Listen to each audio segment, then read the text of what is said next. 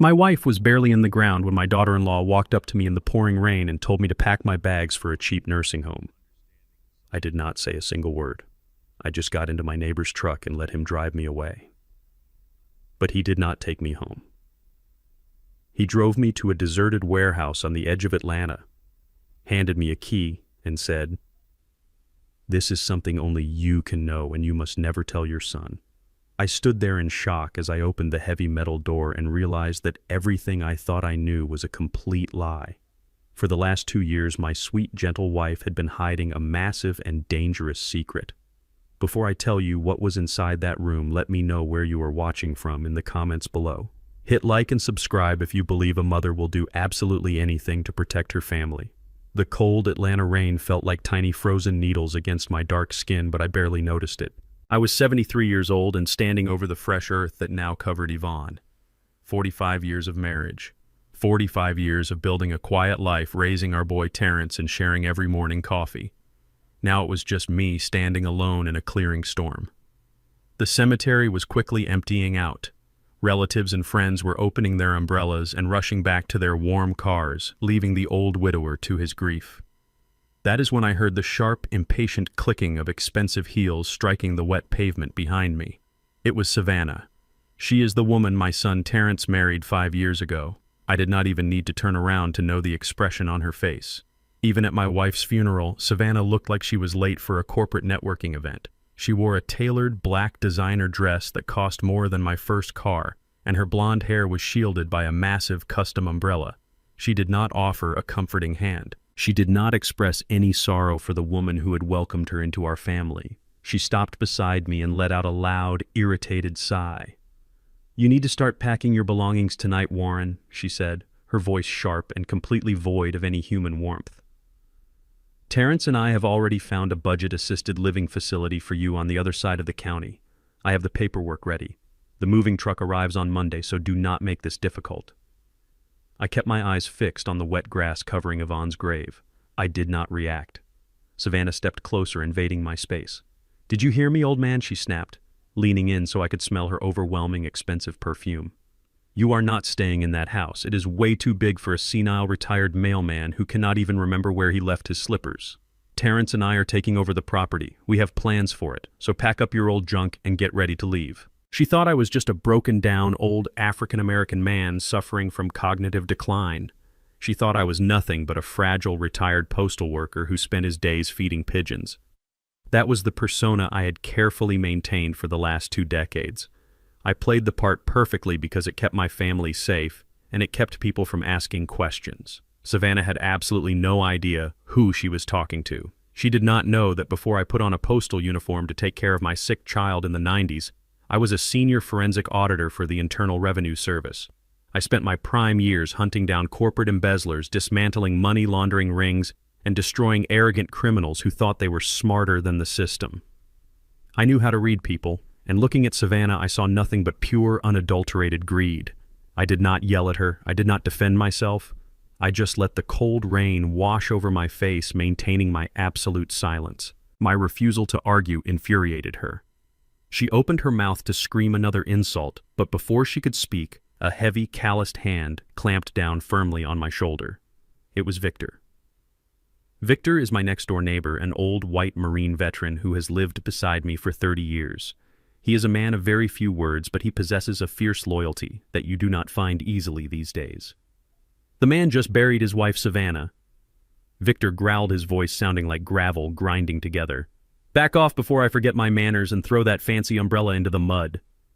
Savannah scoffed, her face twisting into a mask of pure aristocratic disgust.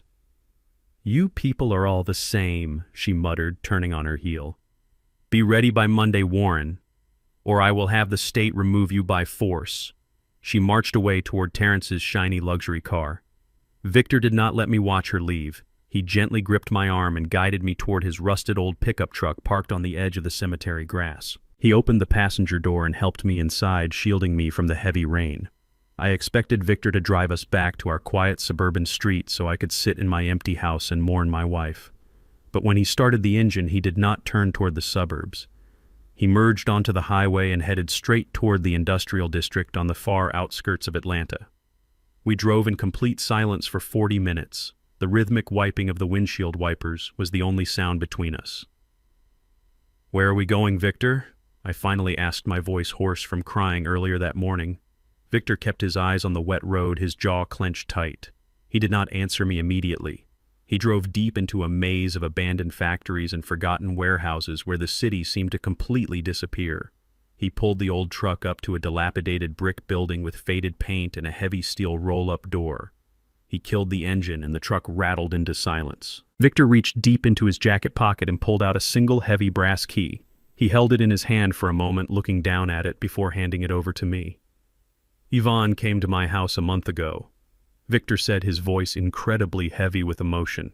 "It was right after the doctors told her the cancer had spread to her brain. She was weak and she could barely walk, but her eyes were burning with a terrifying kind of fire. She handed me this key, Warren. She made me swear on my life and my honor that if she did not make it through the winter, I would bring you to this exact location immediately after they put her in the ground." I took the cold brass key, staring at my old friend in complete confusion. "Why did she not just tell me?" I asked. "Because she knew you would try to stop her," Victor replied, turning to look me directly in the eyes. "She said this is something only you can know. She was very specific, Warren. You must never tell your son Terrence about this place. Not until you understand exactly what you are dealing with. She said Terrence is completely blind to the snake sleeping in his bed." My heart began to pound heavily against my ribs. The old dormant instincts of the forensic investigator suddenly woke up screaming inside my head. I opened the truck door and stepped out into the freezing rain. I walked toward the heavy steel door of the abandoned warehouse. My hands were shaking not from the cold but from the overwhelming anticipation of what my dying wife had hidden from me. I slid the brass key into the rusted padlock. It clicked open smoothly. I pushed the heavy metal door upward, the rusty tracks groaning loudly in the empty industrial lot. I stepped inside the dark space and fumbled for a light switch on the concrete wall. I flipped the switch and a row of bright fluorescent lights buzzed to life, illuminating the entire room. I completely stopped breathing. The metal key slipped out of my hand and clattered loudly onto the concrete floor. It was not a storage unit for old furniture or forgotten memories. It was a fully operational war room. The entire back wall of the warehouse was covered in massive corkboards. The boards were completely plastered with hundreds of documents. I saw printed emails, highlighted bank statements, legal contracts, and dozens of surveillance photographs. Everything was meticulously connected by thin red string charting out a massive and complex financial conspiracy. And right in the absolute center of the wall, pinned under a bright spotlight, was a massive photograph of my daughter-in-law, Savannah. I walked slowly toward the wall, my professional eyes automatically scanning the documents. I saw wire transfer receipts, routing numbers, hidden shell companies, and forged signatures. My sweet, gentle Yvonne, who spent her evenings baking pies and watching game shows, had not been quietly waiting to die. For the last 2 years, while the cancer slowly consumed her body, she had been systematically building a federal-level fraud case against her own daughter-in-law. She had been investigating Savannah in complete, absolute silence, gathering the ammunition I would need to wage a war I did not even know had started. I walked slowly toward the massive corkboard, my eyes scanning the hundreds of financial documents pinned against the cork. My wife Yvonne was a high school teacher. She spent her retirement baking peach cobbler and knitting blankets for our church. But the wall in front of me looked like the inside of a federal investigation bureau. She had mapped out a massive complex web of wire transfers, offshore shell corporations, and hidden bank accounts. Resting on a small metal desk right below the center of the corkboard was a silver digital voice recorder. A small piece of white tape was stuck to it with my name, written in Yvonne's neat cursive handwriting. My hands were shaking as I picked it up. I pressed the play button. The small speaker crackled to life, and the sound of my beautiful wife's voice filled the cold, empty warehouse. Her voice was weak, fragile, and struggling for breath because the cancer was actively destroying her lungs. But her tone was absolutely chilling. It was sharp, cold, and filled with a terrifying clarity. "Warren. My sweet husband," she said, her voice echoing in the dark room. "If you are listening to this, it means I am gone, and you are standing in my war room. I am so sorry I kept this a secret from you for 2 years. I knew if I told you what I was doing, you would try to stop me, or you would take over the investigation yourself. I needed you to focus on loving me during my final days. I did not want our last moments together poisoned by the pure evil sleeping under our son's roof. I closed my eyes, letting her voice wash over me. Savannah is a monster, Warren. Yvonne continued, her voice growing harder. She is stabbing our boy in the back and bleeding him dry. You know Terrence has spent the last 5 years developing that revolutionary medical patent. He thinks Savannah has been helping him secure venture capital funding, but she is not helping him. She is systematically forging his signature and legally transferring the ownership of his life work into a dummy corporation. That corporation is secretly owned by her lover. She has been having an affair for over 2 years, Warren. They are planning to steal the patent and completely cut Terrence out of his own company. My heart slammed against my ribs. Terrence had poured his entire soul into that medical device. It was his dream, and this woman was plotting to rip it out of his hands and hand it over to another man. But that is not all, Yvonne said, coughing weakly into the microphone. Savannah knows we own our house outright. She knows the property value has tripled. She is planning to have you declared legally incompetent. She wants to throw you into a miserable state-run mental asylum to steal the house and liquidate our life savings. She thinks because you are old and quiet that you are completely defenseless. She thinks you are just a foolish, retired mailman. Yvonne paused and took a deep, rattling breath. Show her how wrong she is. Warren, my wife, whispered fiercely, her voice carrying a deadly command. Savannah thinks she is playing a game with a helpless old victim. Remind her who you really are. Dig up the monster you buried decades ago. Use what you do best, and absolutely destroy her. The recording ended with a soft click. The warehouse fell back into a heavy, suffocating silence. I stood there holding the small silver device, feeling a massive, dangerous shift deep inside my soul. Yvonne was right. Savannah and Terrence and everyone else in our neighborhood knew me as Warren, the friendly, retired postal worker. They saw an old man who walked with a slight limp who spent his weekends planting tomatoes and listening to classic jazz on the porch. That was the identity I had worn for 25 years. But before I put on that blue postal uniform, I was something else entirely. In the 1990s, I was known in the halls of the federal government as the Bloodhound. I was a senior forensic auditor for the Internal Revenue Service. I possessed top-tier security clearance and an absolute lethal talent for tracking dirty money. I did not carry a gun. My weapon was a calculator and a keen eye for financial deception. I spent my prime years hunting down arrogant corporate embezzlers, dismantling sophisticated international money laundering rings, and sending untouchable white-collar criminals to federal prison. I saw through shell companies and offshore accounts like they were made of thin glass. I walked away from that massive power when Terrence was 7 years old. He got severely sick with a rare bone disease. He needed constant care, endless hospital visits, and a father who was actually present. The federal government demanded 80 hours a week and constant travel. I could not be the bloodhound and be a good father at the same time.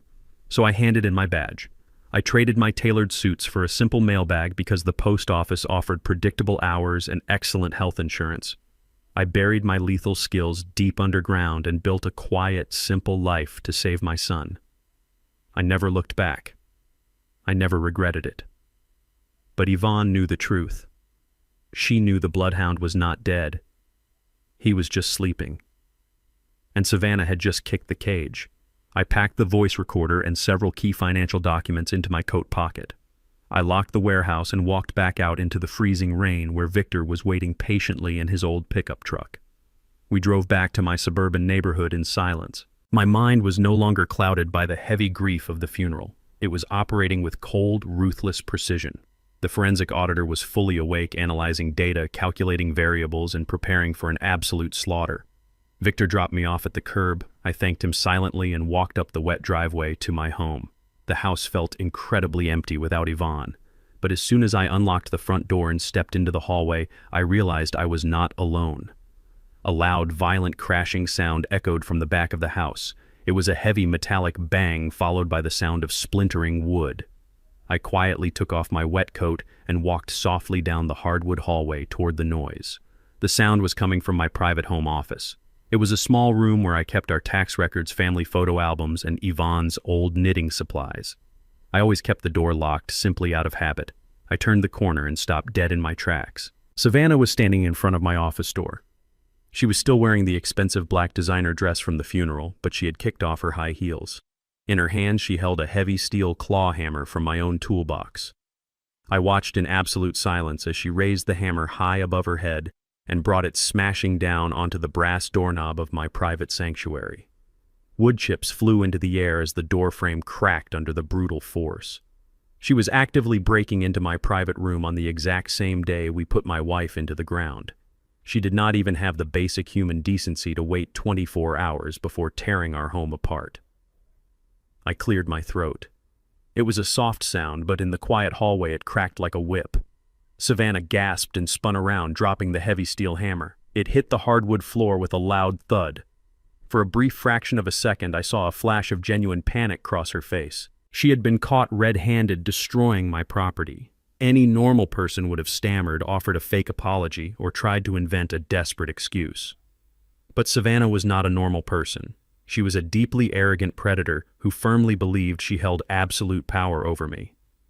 The panic in her eyes vanished instantly. It was quickly replaced by a look of profound elitist disgust. She crossed her arms over her chest and looked at me as if I were a piece of garbage dirtying her pristine floor. "What are you doing, Savannah?" I asked, my voice perfectly calm, giving away absolutely none of the lethal fury boiling in my veins. She did not flinch. She lifted her chin, her blonde hair falling perfectly over her shoulders, and she sneered at me with pure venom. "I am looking for the property deed," she said, her voice echoing loudly in the narrow hallway. "Do not try to fight this old black man. You are completely powerless here. The psychiatrist is coming tomorrow morning to evaluate your deteriorating mind, and I promise you his medical report will ensure you never step foot in this house again." My wife was barely in the ground when my daughter-in-law walked up to me in the pouring rain and told me to pack my bags for a cheap nursing home. I did not say a single word. I just got into my neighbor's truck and let him drive me away. But he did not take me home. He drove me to a deserted warehouse on the edge of Atlanta, handed me a key, and said, "This is something only you can know, and you must never tell your son." I stood there in shock as I opened the heavy metal door and realized that everything I thought I knew was a complete lie.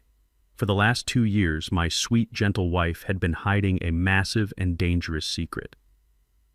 Before I tell you what was inside that room, let me know where you are watching from in the comments below. Hit like and subscribe if you believe a mother will do absolutely anything to protect her family. I stared at the heavy steel claw hammer resting on the hardwood floor and then looked up into the cold, calculating eyes of my daughter-in-law. Savannah had just smashed the lock on my private home office. The old forensic auditor inside me, the bloodhound, wanted to step forward, grab her by the throat with legal threats, and expose her entire criminal existence right then and there. But a good investigator knows that you never show your hand to a predator when they think they have you cornered. You let them believe they are winning, so they get extremely sloppy.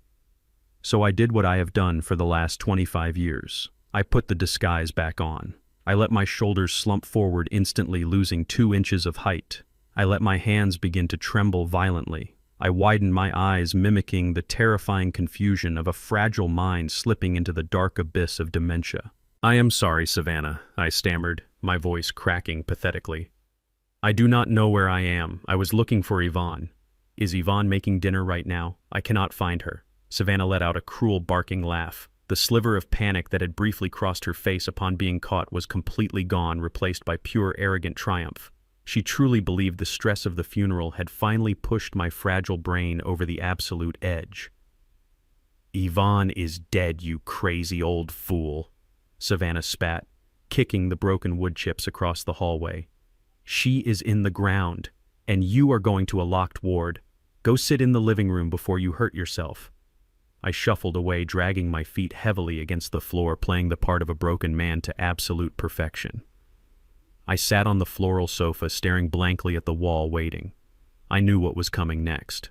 Savannah needed a sudden catalyst to accelerate her timeline, and she was about to manufacture one. 10 minutes later, the front door opened. It was my son, Terrence. He looked completely exhausted. His tie loosened, his eyes red and swollen from crying at his mother's grave.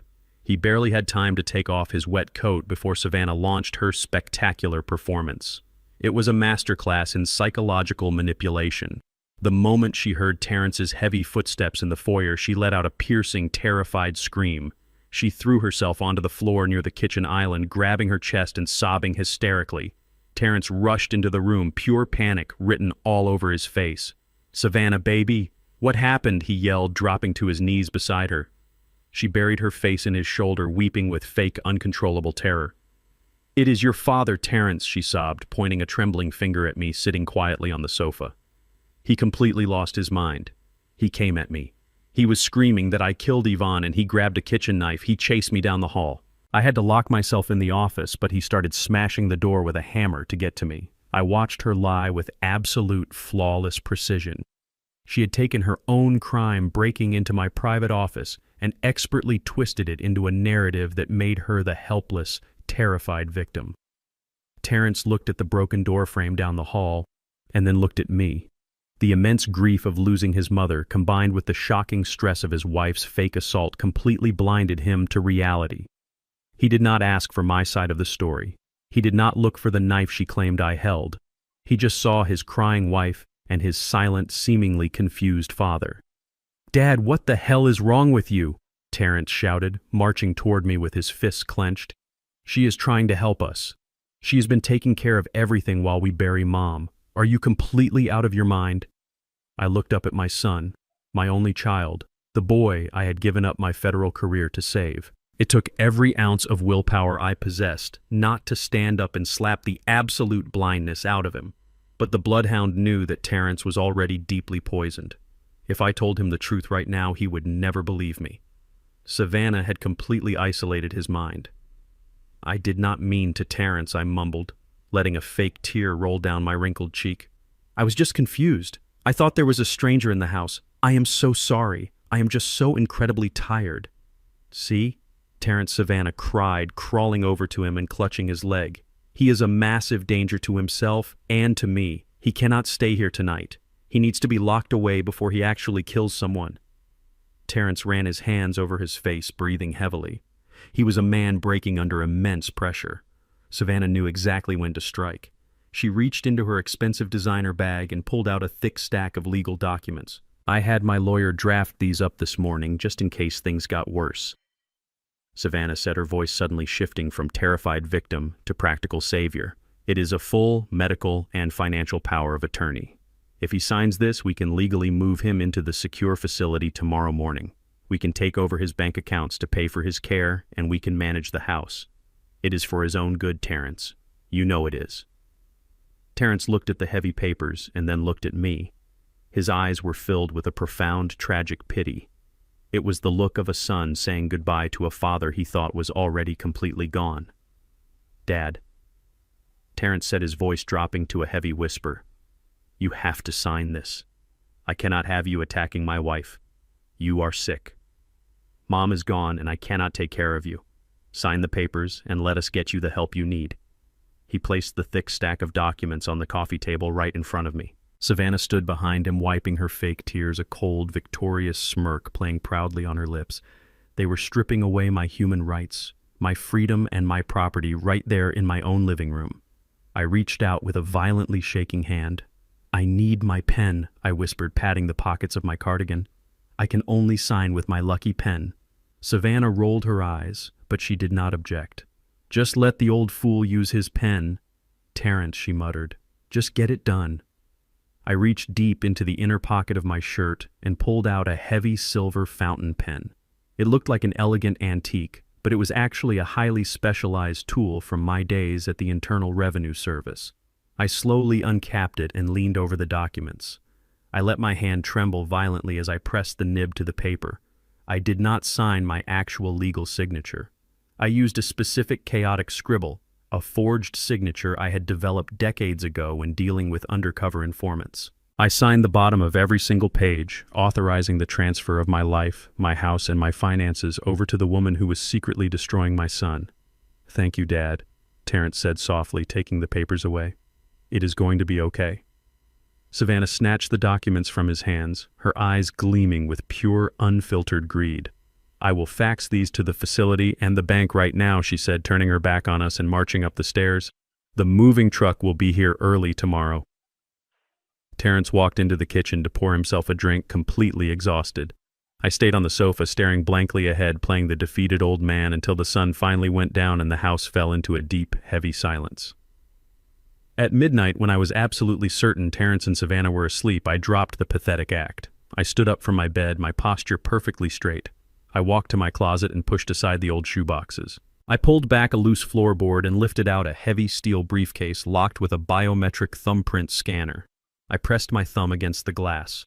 The case clicked open. Inside, nestled in black foam, were the tools of a master forensic auditor: encrypted laptops, untraceable burner phones, and specialized surveillance equipment. I pulled out a small black cellular phone and dialed a secure satellite number. It rang once before a sharp, familiar voice answered. "I was wondering when you would finally call Bloodhound," the voice said. It was Marcus, an old colleague from the agency who now ran an elite private security firm in downtown Atlanta. "I heard about Yvonne." "I am so sorry, old friend." "Thank you, Marcus," I said, my voice cold, sharp, and commanding. "But right now I need you to run a full trace on a man named Preston. He runs a tech investment fund in the city. He is the parasite sleeping with my daughter-in-law and trying to steal my son's medical patent. I need every bank record, every offshore wire, and every dirty secret he has ever tried to bury." "Consider it done," Marcus replied instantly. "Are you in trouble, Warren? I heard your son is trying to put you in a home." I let out a low, dark chuckle that echoed in the quiet bedroom. "They think they have me, Marcus. My daughter-in-law forced me to sign a full power of attorney this afternoon. She thinks she owns my house and my bank accounts. She thinks she finally won." There was a brief pause on the other end of the line. "But she did not win, did she?" Marcus asked, knowing my methods perfectly.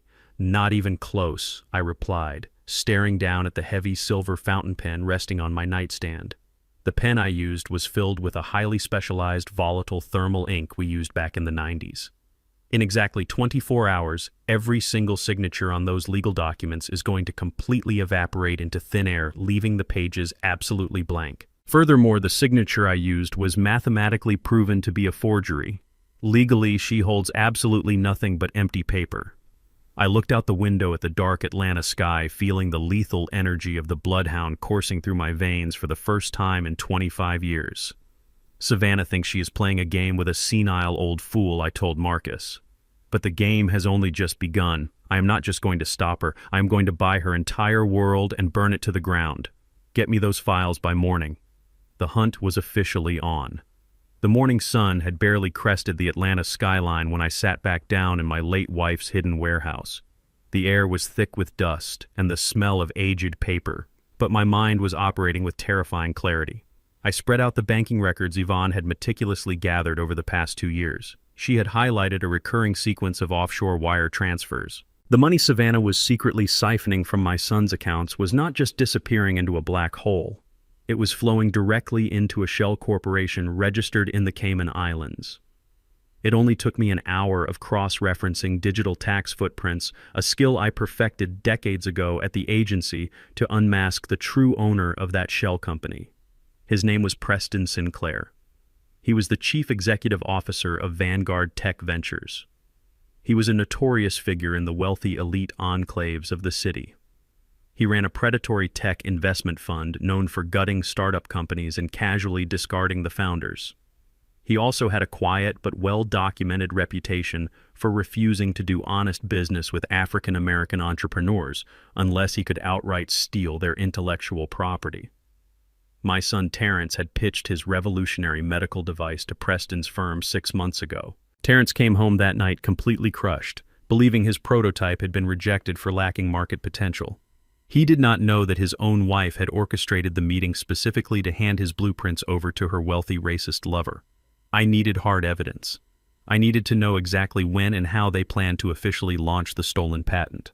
In the world of forensic auditing, paper trails tell you where the money went, but audio recordings tell you where the money is going next. I drove my rusted pickup truck to a thrift store on the south side and purchased a faded blue janitorial uniform. I bought a heavy gray trash barrel on wheels and some cheap cleaning supplies. People often wonder what it feels like to be an elderly black man in America. I can tell you it feels like being completely invisible. And when you are a predator hunting your prey, invisibility is your absolute greatest superpower. At 6 in the evening, I walked right through the polished glass doors of the Vanguard Tech Ventures building. The young security guard at the front desk barely glanced up from his smartphone.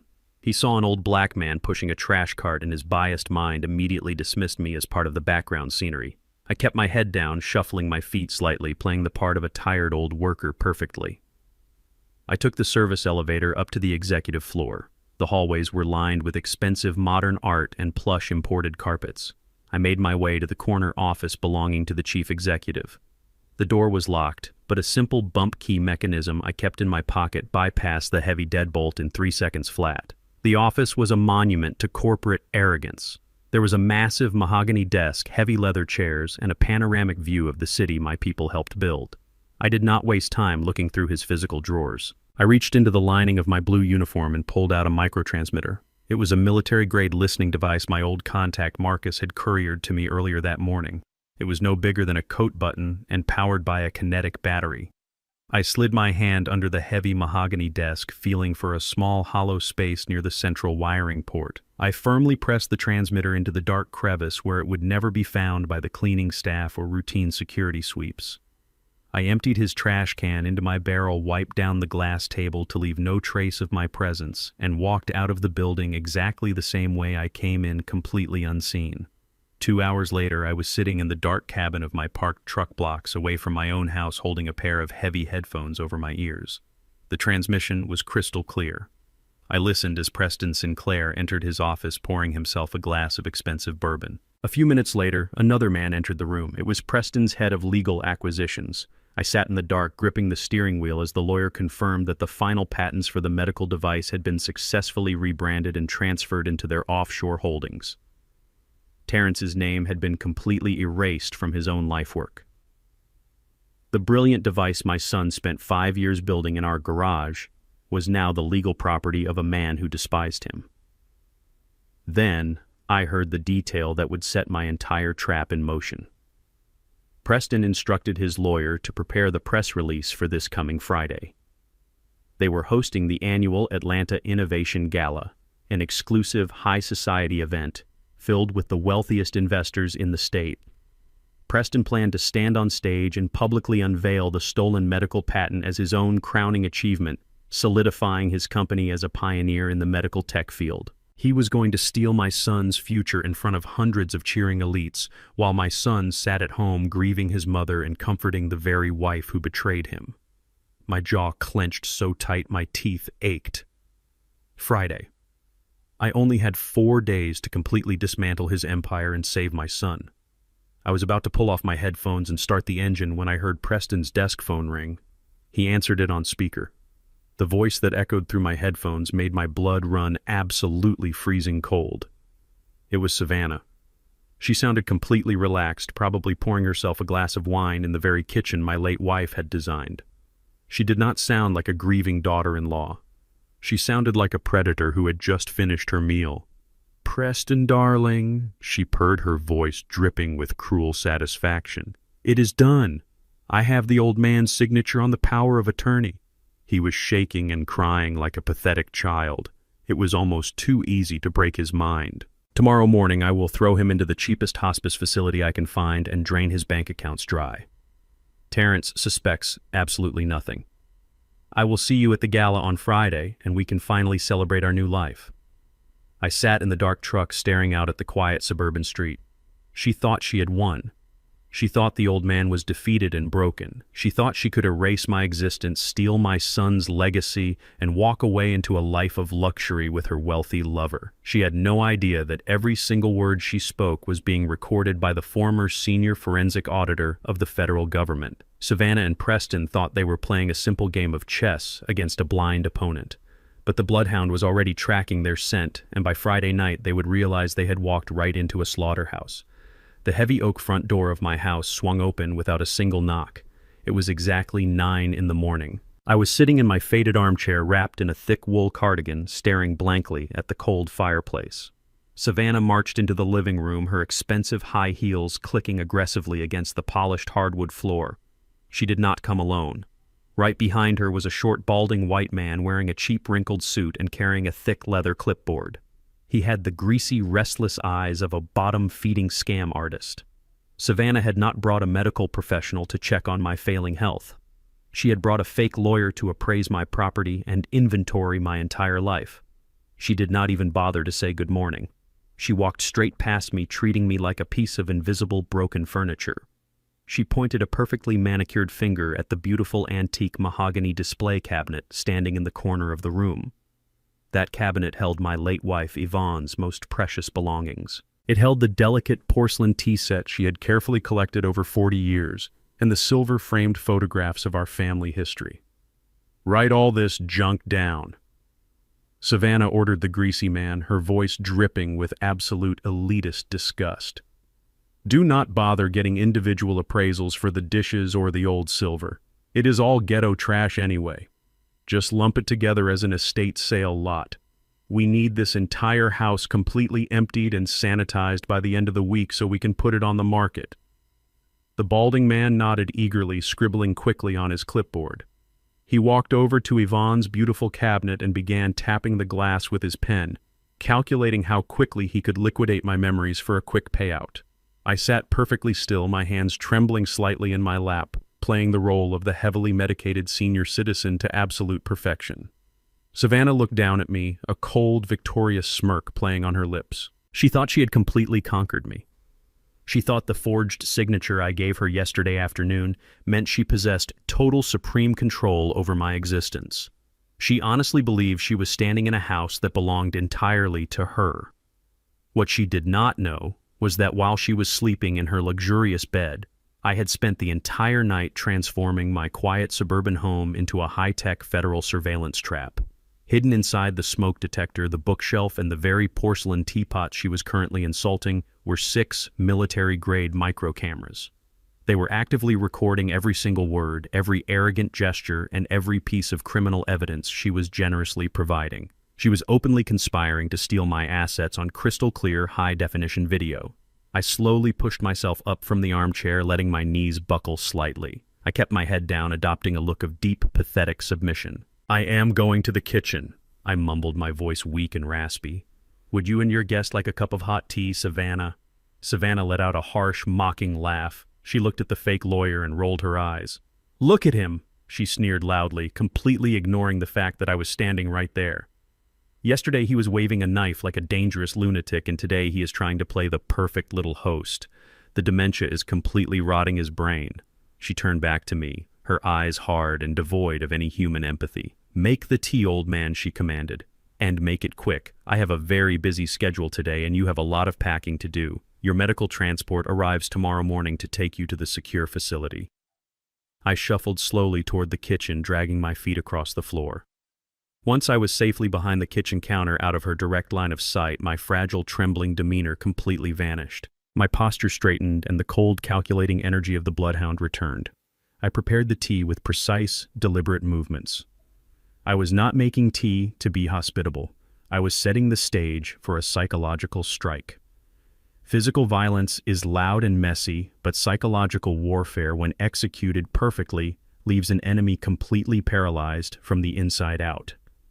I placed 2 delicate porcelain teacups on a silver serving tray and carried them slowly back into the living room.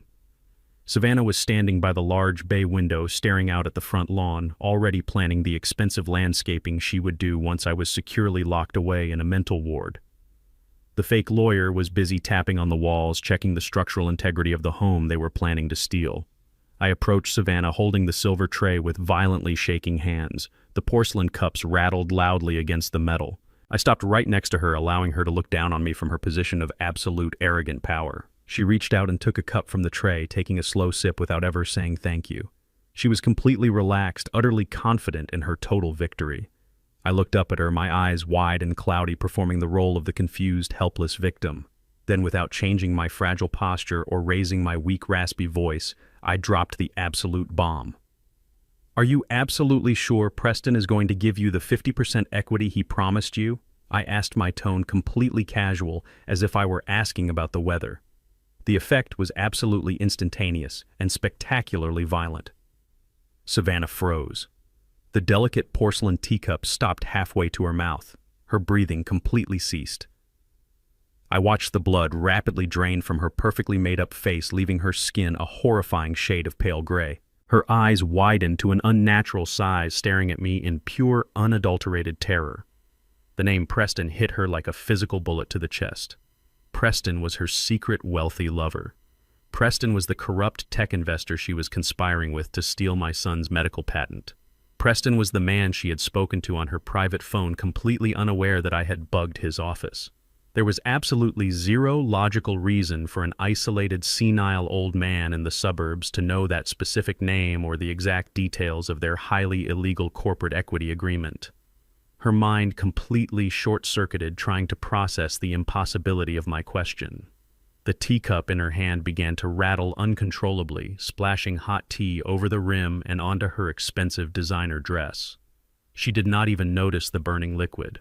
What she stammered, her voice, a high-pitched, breathless squeak. "What did you just say? Who told you that name?" She stepped closer to me, her arrogant composure entirely shattered. She was desperate, panicking, searching my cloudy eyes for any sign that the broken old man had suddenly transformed into a terrifying threat. The fake lawyer turned around, sensing the sudden massive spike in tension in the room. I looked at her panicked face and I flawlessly executed the pivot. I let my eyes wander aimlessly toward the ceiling. My jaw went slack and I let a confused, foolish smile spread across my wrinkled face. I tilted my head to the side, looking completely lost in a deep mental fog. "Preston," I mumbled, scratching the side of my head with a trembling hand. "Who is Preston?" "I think the neighbor's new dog is named Preston." "Yes, that is it. It is a very loud dog, Savannah. It barks all night long. It makes my head hurt terribly." I shuffled away from her, carrying the silver tray back toward the kitchen, muttering incoherent nonsense about stray dogs and loud noises. I left her standing perfectly still by the bay window, completely paralyzed by a massive wave of psychological terror. I had successfully planted the seed of absolute paranoia deep inside her treacherous mind. She could no longer trust her own reality. Did the senile old man just have a random, lucky moment of clarity? Did he overhear a private phone call while wandering the house? Or was someone else watching her? The doubt would eat away at her confidence like a highly corrosive acid.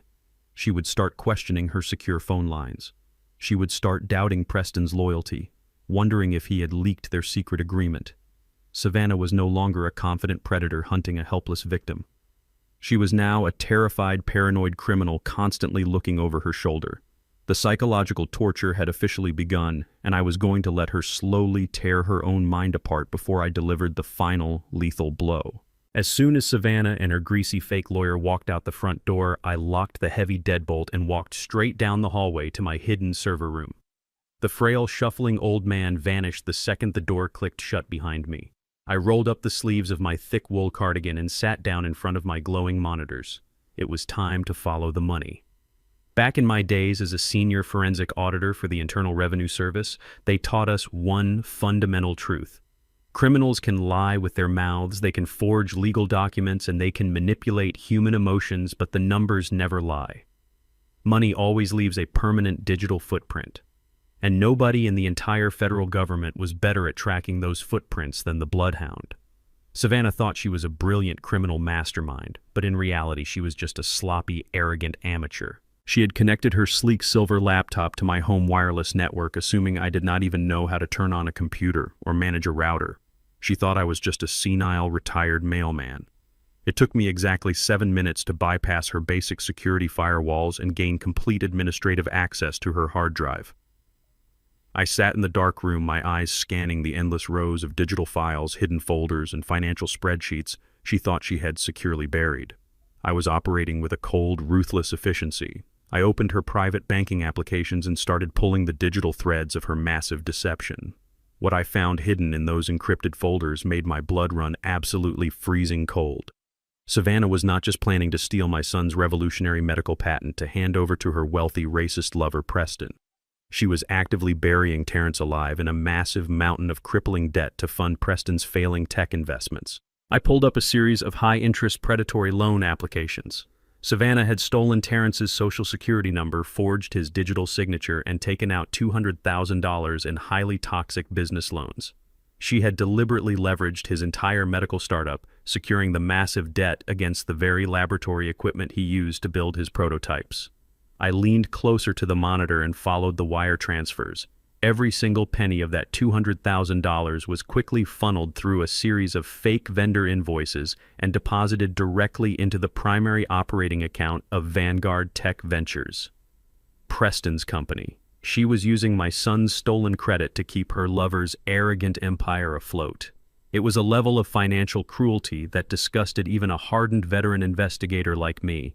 She was bleeding my boy dry and setting him up to take the entire fall when the massive loans eventually defaulted and the bank came to collect. My deep concentration was suddenly shattered by the bright ringing of my cellular phone resting on the metal desk. It was a video call. The name flashing on the screen was Terrence. I took a slow, deep breath, letting the cold, analytical energy of the federal auditor fade into the background. I softened my eyes, slumped my shoulders slightly, bringing the fragile old man back to life, and answered the call. Dad, Terrence said, his voice cracking through the small speaker. The image on the screen broke my heart into a million tiny pieces. My brilliant, hard-working son looked completely devastated. He was sitting in his small commercial laboratory surrounded by half-finished medical devices and stacks of unpaid bills. He had dark, heavy circles under his exhausted eyes, and his shoulders were slumped in absolute total defeat. He looked like a man who had been completely beaten down by the world. "Hey there, my boy," I said, keeping my voice gentle and slightly raspy, playing the part of the supportive but ignorant old father. "You look incredibly tired, Terrence. Are you working too hard in the lab again?" Terrence let out a dry, hollow laugh and rubbed his face with his hands. "It is all falling apart, Dad," he whispered, his voice heavy with profound despair. "I do not understand what is happening to me. The company accounts are completely draining. The equipment suppliers are calling me every single morning about missed payments, and I cannot figure out where the capital is going. I review the books and the numbers just do not make any logical sense. I feel like I am losing my mind." He paused, taking a shaky breath, trying to hold back his tears. "Savannah is trying to help me manage the accounting, but she says the medical tech market is just too tough right now. She says maybe I should just sell the patent to a larger firm for pennies and completely cut my losses before I go bankrupt. She says I am not cut out to be a chief executive." Every word he spoke was a rusted blade twisting deep in my gut. He was sitting there blaming himself, questioning his own sanity and feeling like a complete failure, while the woman sleeping in his bed was actively destroying his life. I wanted to scream the truth through the phone. I wanted to tell him that his wife was a vicious parasite, and that his hard-earned money was sitting in the bank account of a corrupt, racist tech investor.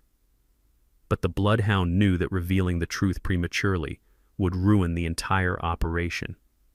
Terrence was too emotionally fragile right now. If I told him everything, he would immediately confront Savannah. She would panic, destroy the evidence, claim I was crazy, and disappear with the stolen cash, leaving Terrence with the massive debt and a broken heart.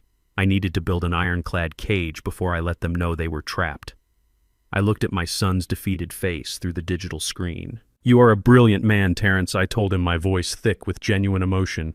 "Do not let this temporary darkness convince you to give up your dream. You have worked entirely too hard for this. Your mother believed in you, and I believe in you. Just hold on a little bit longer. Give it until the end of the week. Promise me you will not sign away your company today." Terrence sighed heavily, looking at the floor before looking back up at me. "Okay, Dad," he murmured softly. "I will hold on until Friday. But I do not know how much more of this failure I can take. I love you, Dad." "I love you too, my son," I replied. I ended the video call and placed the phone gently on the metal desk. The sadness in my chest instantly vanished, entirely replaced by a lethal burning fury. Savannah and Preston thought they could treat my son like a disposable bank account. They thought they could steal his brilliant mind, drain his resources, and leave him bankrupt and broken while they celebrated their stolen success. They had made a fatal miscalculation. I was no longer just going to stop them from stealing my house. I was going to systematically dismantle Preston's entire corporate structure. I was going to buy his massive debt, seize his precious company, and freeze every single asset he thought he owned. And on Friday night at their arrogant tech gala, I was going to hand the keys to his entire empire directly over to my son. The hunt was escalating, and they had absolutely no idea the hounds were already at their door. The towering glass and steel structure of the First Atlanta Fidelity Bank loomed over the busy downtown streets like a massive monument to corporate greed and untouchable wealth. It was the premier investment bank in the city handling the private fortunes of the elite, including the corrupt tech funds managed by Preston Sinclair. I parked my old rusted sedan a few blocks away and walked slowly toward the grand entrance. I was dressed precisely for the part I needed to play. I wore a faded brown wool cardigan that had seen better days, a pair of worn corduroy trousers, and scuffed orthopedic walking shoes. I looked exactly like a fragile 73-year-old black man who had wandered far away from his quiet suburban porch. I pushed through the heavy revolving glass doors and stepped into a lobby that smelled of expensive imported coffee and rich mahogany. The air conditioning was freezing, contrasting sharply with the warm, humid Atlanta air outside. The lobby was filled with men in custom-tailored suits and women carrying designer briefcases. As I shuffled my feet across the pristine marble floor, the bustling noise of the room noticeably dropped. Wealthy clients and sharp young executives glanced at me with expressions ranging from mild confusion to outright elitist disgust. They saw a tired old man from the South Side and instantly decided I was a nuisance, a mistake, a piece of trash that had blown in through the front door. I walked directly to the massive marble reception desk. The young woman sitting behind the monitor wore a sharp blazer and a condescending smile. Before I could even open my mouth, she held up a perfectly manicured hand and spoke to me in the slow, exaggerated tone people use when they think they are talking to a confused child. "Excuse me, sir," she said, her voice dripping with fake professional sympathy. "I think you are in the wrong building. The retail branch where you can cash your Social Security check is 3 blocks down the street.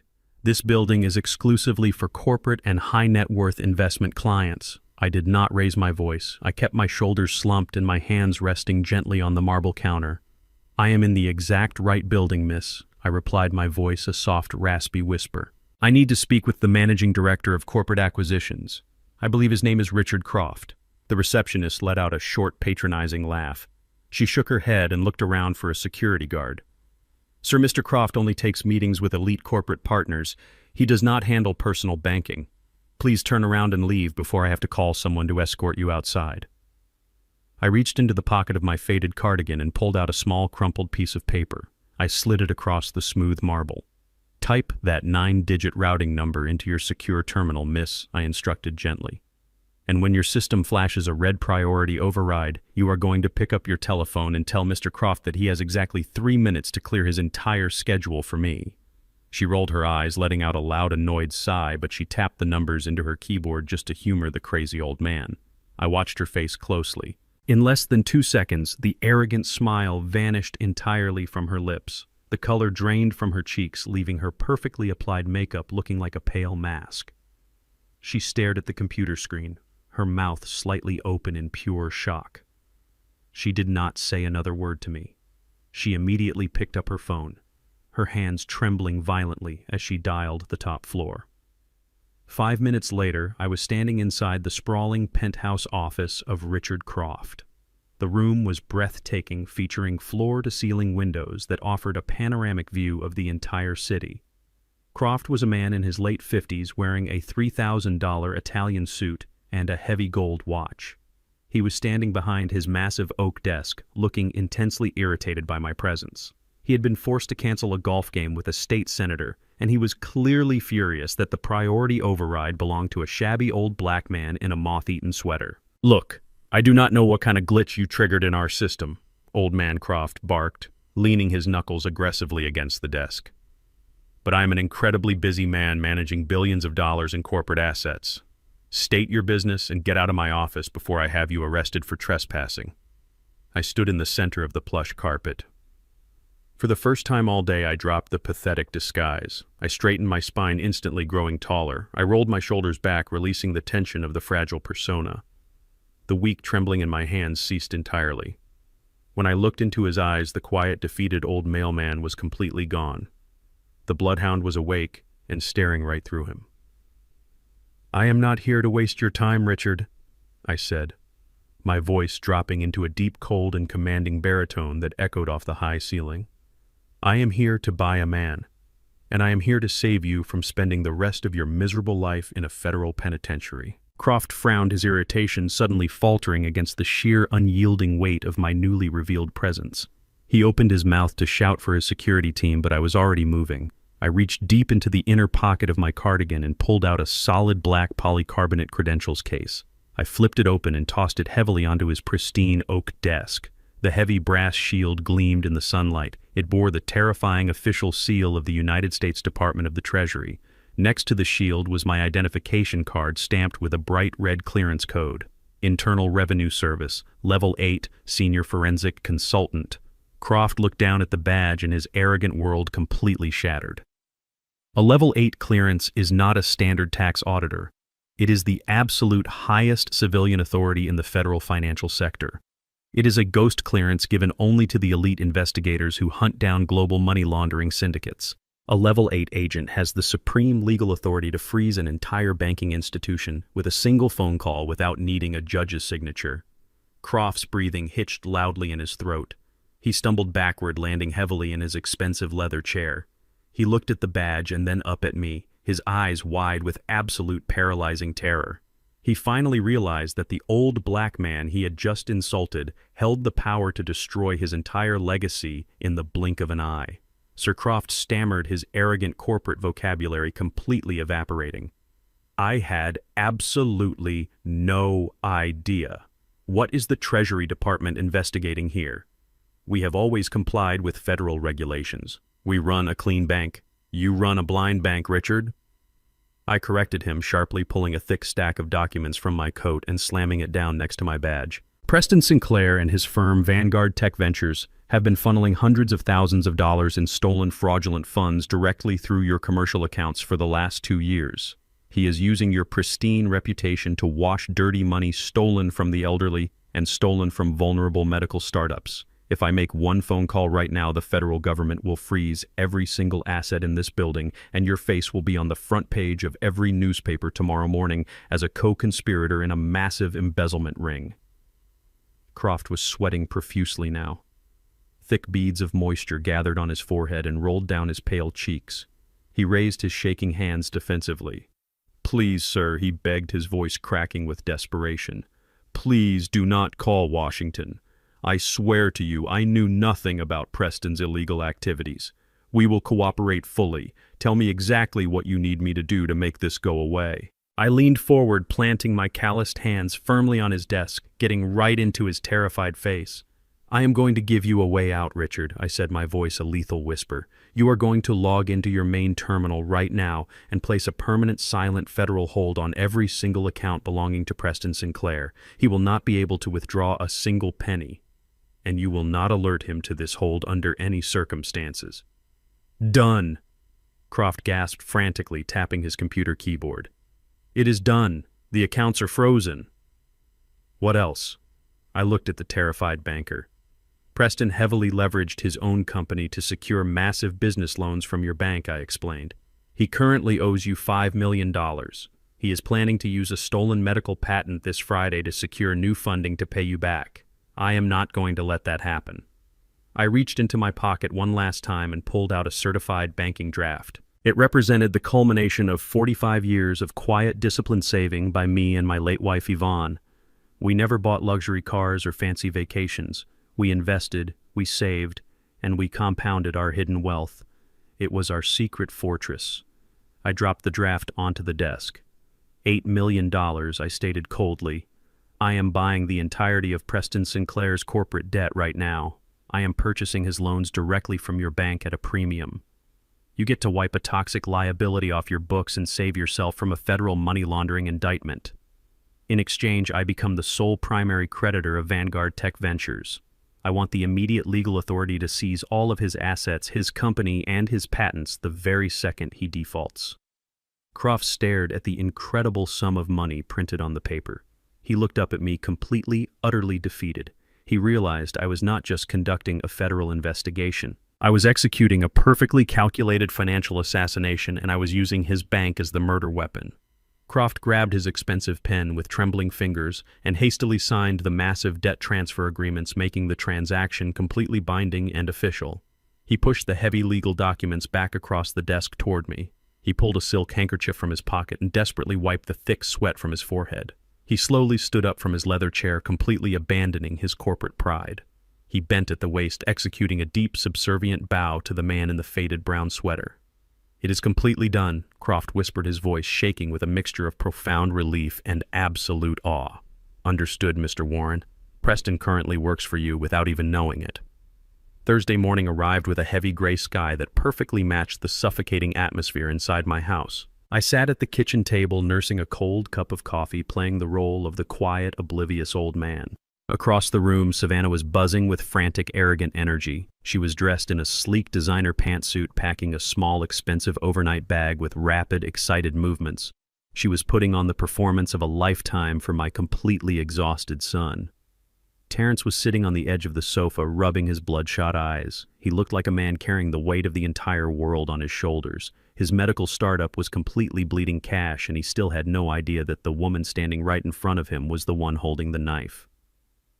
"I am so sorry I have to leave you today, baby," Savannah cooed, walking over and planting a fake affectionate kiss on Terrence's forehead.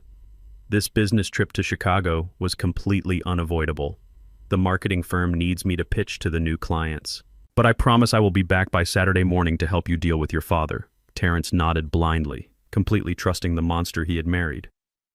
"Just go and knock their socks off, Savannah," he murmured, his voice thick with profound fatigue. "I will hold down the fort here. Have a safe flight." She was not going to Chicago. She was not going to pitch to new clients. Savannah was checking into a luxury suite at the Midtown Plaza Hotel, preparing for the massive tech gala she and her racist lover Preston were hosting that very evening. Tonight was the night they planned to stand on a brightly lit stage and publicly unveil my son's stolen medical patent to a room full of wealthy investors. She was kissing my son goodbye while actively planning his absolute professional and emotional destruction. Terrence grabbed his briefcase and walked out the front door, heading to his laboratory for another day of miserable failure. The heavy door clicked shut behind him. The very second Terrence's car pulled out of the driveway, the sweet, loving wife completely vanished. Savannah turned around and glared at me, her blue eyes practically vibrating with cruel, predatory excitement. "Stand up, Warren," she commanded, her voice cracking like a leather whip. "It is time for you to go to your room." I let my hands tremble as I slowly pushed myself up from the kitchen table. I shuffled my feet, keeping my head bowed low, acting like a fragile, terrified animal. Savannah marched behind me, her sharp heels clicking aggressively against the hardwood floor, herding me down the hallway like a prisoner of war. She pushed me roughly into my bedroom. I stumbled forward, pretending to lose my balance, and caught myself on the edge of my unmade bed. Savannah stood in the doorway, looking at me with absolute profound disgust. "Enjoy your last night in this house, old man," she sneered, a wicked, victorious smile spreading across her face. "Tomorrow morning, a specialized medical transport is coming to collect you. I told the doctors you are prone to violent psychotic outbursts, so they are bringing physical restraints. I am locking this door right now. You are going to sit in here without food or water for the next 24 hours. By the time those doctors arrive tomorrow, you will be so weak, dehydrated, and delirious that they will legally certify your dementia without a second thought." She did not wait for me to respond. She grabbed the brass door handle and slammed the heavy wooden door completely shut. A second later, I heard the sharp metallic clank of a heavy commercial deadbolt locking from the outside. She had secretly installed it earlier that week specifically for this exact moment. She wanted to break my physical body to ensure my mental evaluation was a total catastrophic failure.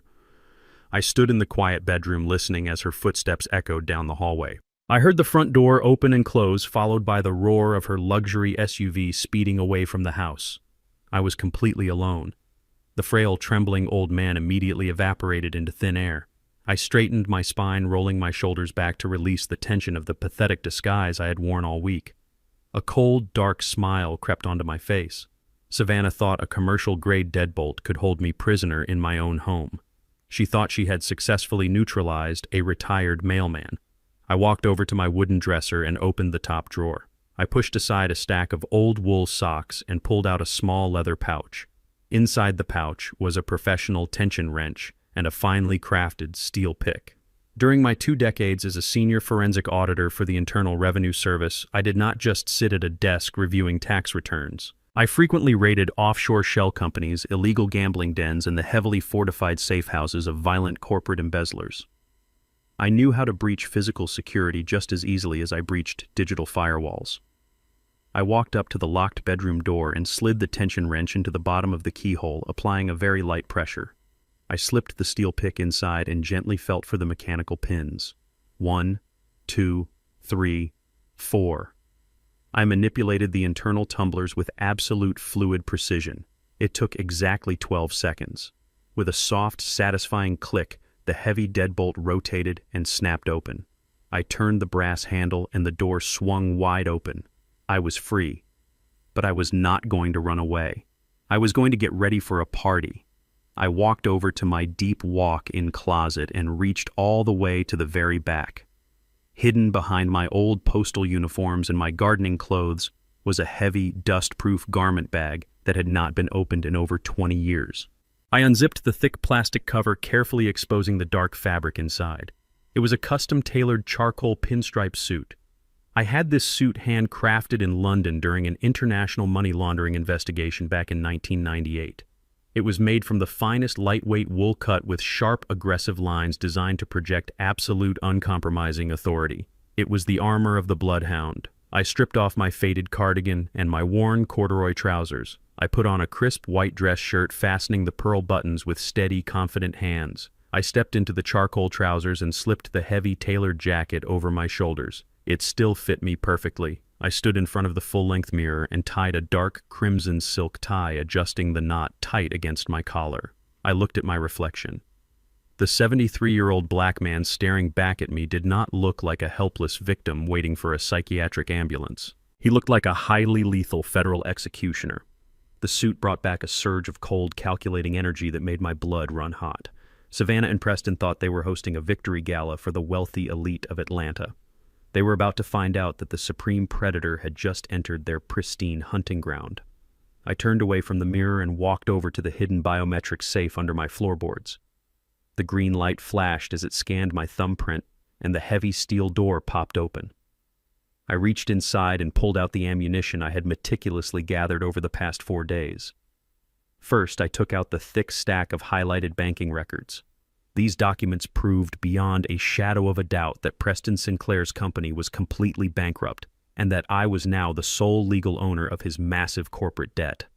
Second, I pulled out the glossy high-definition photographs my private investigator had captured. Beautiful, crystal-clear images of Savannah and Preston holding hands, entering hotel rooms, and laughing together while my son was working himself into an early grave. And finally, I pulled out the crown jewel of my entire operation. It was a single sheet of heavy stationery bearing the official seal of the United States Federal Bureau of Investigation. Marcus, my old colleague at the agency, had pulled a massive favor with the Cyber Crimes Division. When he handed over my evidence of Preston's money laundering and Savannah's corporate identity theft, a federal judge did not hesitate. The paper in my hand was a fully authorized active federal arrest warrant for both Preston Sinclair and Savannah Vance. I walked over to my desk and picked up a large, dark brown manila envelope. The kind of plain, unremarkable envelope a retired mailman might carry on a routine delivery. I opened the metal clasp at the top. I folded the banking records and slid them inside. I took the glossy photographs of the illicit affair and dropped them in right behind the financial ruin. Finally, I folded the federal arrest warrant, making sure the bright red signature of the federal judge was the very first thing they would see, and slipped it into the absolute center of the package. I sealed the envelope tight, holding it in my hands. It was not thick, and it did not weigh very much, but it was a fully loaded weapon possessing enough destructive power to obliterate their entire arrogant existence. I checked my gold wristwatch. It was 6 o'clock in the evening. The Atlanta Innovation Gala was just beginning to fill with the wealthiest corporate elites in the city. Savannah and Preston were probably standing by the open bar drinking vintage champagne, smiling and accepting early congratulations for the brilliant medical patent they had violently stolen from my family. I tucked the dark brown envelope under my arm and walked out of the bedroom, leaving the broken lock behind me. I walked through the quiet house, stepping out into the cool evening air, and climbed into my rusted old sedan. It was time to go to a party. It was time to teach the elite exactly what happens when you mistake a sleeping lion for a week-old dog. The Atlanta Innovation Gala was held at the most exclusive luxury hotel in the heart of the downtown financial district. It was a massive, sprawling venue reserved only for the highest echelons of corporate power. Valets in crisp white shirts rushed to open the heavy doors of imported sports cars and stretched limousines guiding the wealthy guests toward the red carpet. I did not drive my rusted suburban sedan to the front door. I took a standard city cab, stepping out onto the wet pavement just a few yards away from the velvet ropes. The crisp evening air felt electric against my skin. I adjusted the lapels of my charcoal pinstripe suit, the armor I had not worn in over 2 decades, and walked right past the line of waiting billionaires with the supreme confidence of a man who owned the very ground they stood on. I pushed open the heavy brass double doors and stepped into the grand ballroom. The sheer opulence of the room was designed to intimidate. Massive crystal chandeliers hung from the vaulted ceilings, casting a brilliant golden light over the sea of wealthy guests. Waiters glided silently across the polished marble floors, carrying silver trays of vintage champagne and delicate appetizers. But the most prominent feature in the room was a giant digital banner projecting across the back wall. It read, "Vanguard Tech Ventures, the future of medical innovation." Directly beneath that banner, resting on a lighted pedestal, was a sleek glass display case holding the prototype of the revolutionary medical device my son Terrence had spent 5 agonizing years building in our garage. They were actively celebrating the theft of my son's life work. They were preparing to publicly claim his absolute genius as their own. The room was packed tightly with the elite class of Atlanta. Venture capitalists, powerful politicians, and arrogant corporate titans mingled and laughed. It was a sea of wealthy white privilege. They were sipping expensive champagne and exchanging fake pleasantries, completely unaware that they were currently celebrating a massive federal crime. And then I stepped fully into the light. Even in my immaculate, custom-tailored suit, I stood out like a blaring warning siren. I was a 73-year-old African-American man stepping uninvited into a highly guarded sanctuary built on generational wealth and systemic exclusion. The gentle hum of the classical string quartet continued to play from the corner, but the arrogant conversations nearest to the grand entrance suddenly died down. Eyes turned toward me. I felt their heavy, judgmental stares scanning my face, my skin, and my completely unapologetic presence. They did not see a retired federal investigator capable of destroying their financial portfolios. They saw a glaring anomaly. They saw an old black man who must have surely wandered past the security desk by mistake. The subtle whispers of prejudice rippled through the crowd. I did not shrink under their heavy gazes. I did not lower my head. I walked forward with the slow, deliberate, and utterly terrifying stride of an apex predator returning to his natural hunting ground. I scanned the massive room, searching for my targets. Right in the absolute center, standing on a slightly elevated platform, were the 2 people I had come to utterly destroy. Preston Sinclair. The corrupt chief executive was wearing a sharp velvet tuxedo, holding a crystal glass of expensive bourbon and laughing loudly at a joke made by a city senator. Standing right beside him, holding his arm with zero shame, was my treacherous daughter-in-law, Savannah. She was wearing a stunning backless silver evening gown dripping in heavy diamonds that were undeniably purchased with the money she had violently stolen from my son. They were holding court, receiving early congratulations for the brilliant medical project they were about to publicly unveil. Savannah turned her head to grab another glass of champagne from a passing waiter. As she turned, her eyes swept casually across the ballroom floor. Her gaze locked directly onto mine. I stopped walking and simply stood there 20 feet away, holding the heavy, dark brown manila envelope firmly in my right hand. The bright, triumphant smile on her perfectly made-up face instantly shattered into a million jagged pieces. Her eyes widened in absolute shock and pure, unadulterated panic. Her brain simply could not comprehend what she was looking at. In her twisted and cruel reality, I was supposed to be securely locked inside my dark bedroom, starving, severely dehydrated, and descending into total mental madness, waiting for a psychiatric ambulance to carry me away at dawn. Yet here I was, standing tall, powerful, and impeccably dressed, infiltrating her perfect night of stolen glory. The panic quickly morphed into a furious, violent rage. She whispered something urgently to Preston, dropped his arm, and marched aggressively through the wealthy crowd toward me. Her silver dress flowed behind her like a toxic storm cloud. She stopped just inches from my face, completely ignoring the curious, disgusted stares of the wealthy investors standing nearby. She kept her voice to a harsh, venomous whisper, desperately trying to avoid making a public scene, but her body was literally shaking with fury. "What in the hell are you doing here?" she hissed, her blue eyes flashing with pure, unfiltered hatred. How did you get out of that locked room? Who let this savage old man inside this building? You are supposed to be locked away, you crazy senile fool. You are ruining everything." I did not answer her. I just looked down at her with a calm, empty expression, letting her toxic anger boil over. My total silence infuriated her even more. She looked around frantically, her chest heaving, ready to signal for the hotel security team.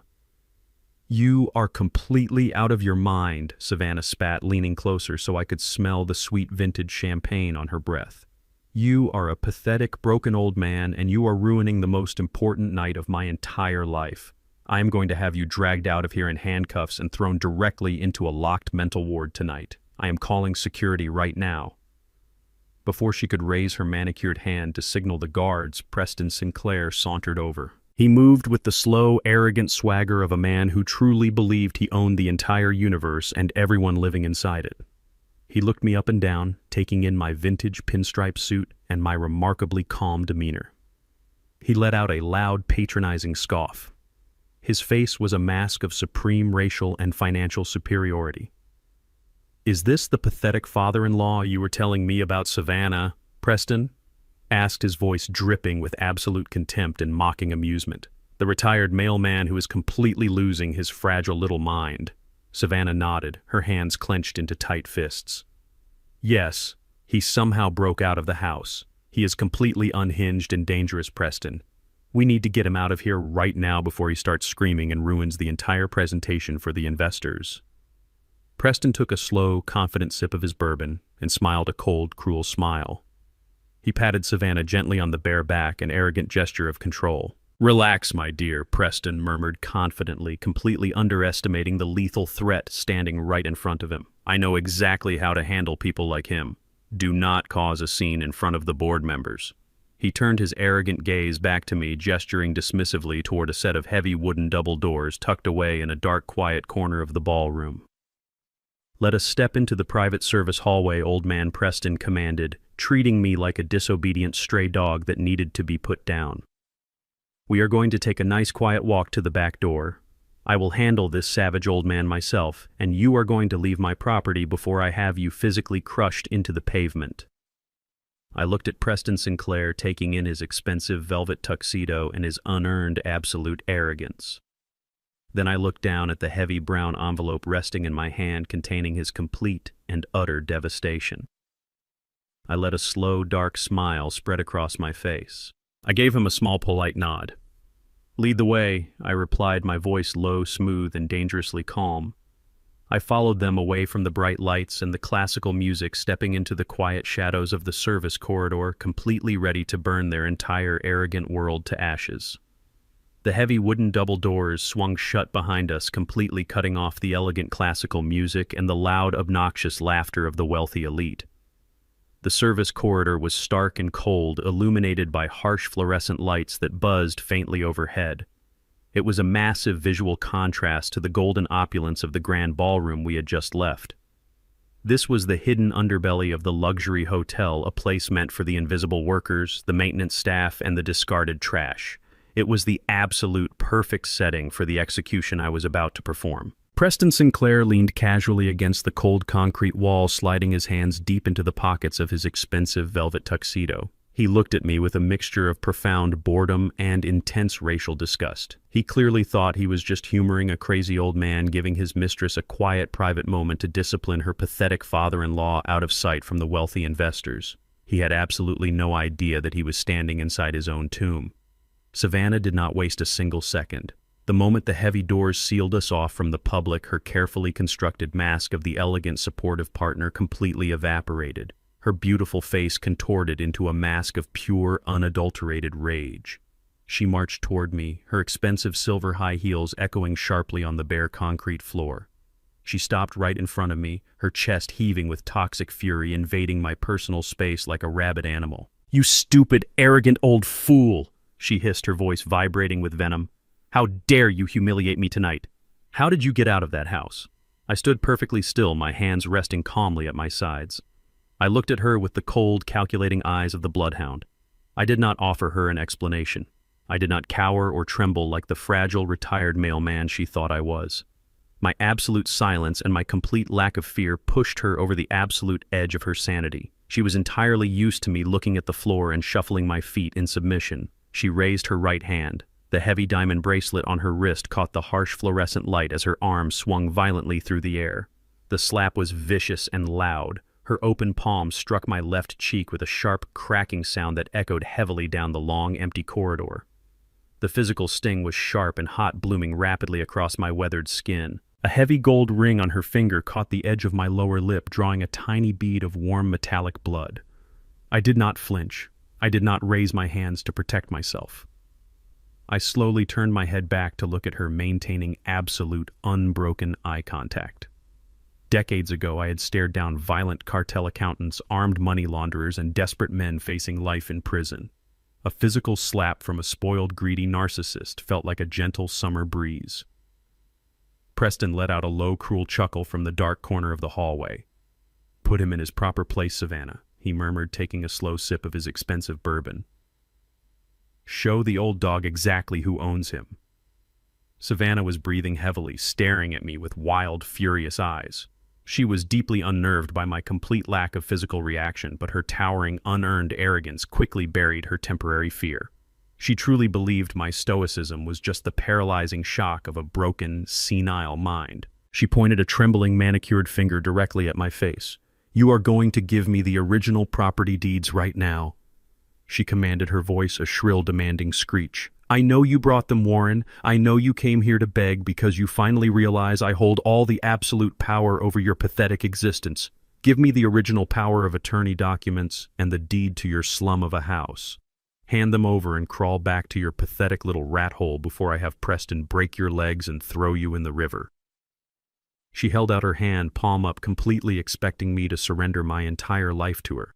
She desperately wanted the absolute legal control she thought she had earned by manipulating my exhausted son.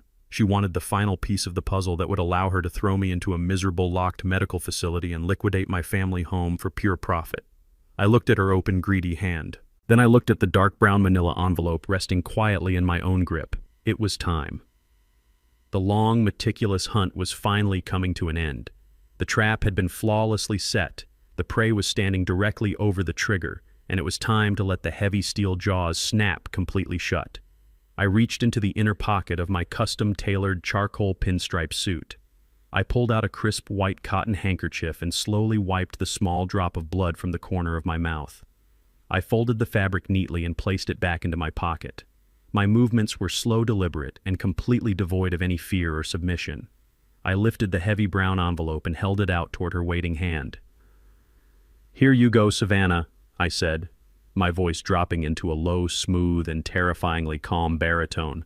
"I brought exactly what you asked for. Your entire property, your beautiful future, and everything you have ever worked for is waiting for you right inside this envelope." Savannah let out a loud, arrogant scoff. She snatched the brown envelope from my hand with the desperate, greedy swiftness of a starving vulture stealing a piece of meat. A smug, victorious smile instantly returned to her perfectly made-up face. She looked over her shoulder at Preston, holding the cheap envelope up in the air like a massive golden trophy. "You see, Preston," she gloated, her voice dripping with toxic triumph. "I told you he was just a weak, pathetic old coward. All you have to do is show these people a little bit of force and they fold like cheap paper. He actually brought the deeds. He is finally surrendering to us." Preston smirked, swirling the amber liquid in his crystal glass.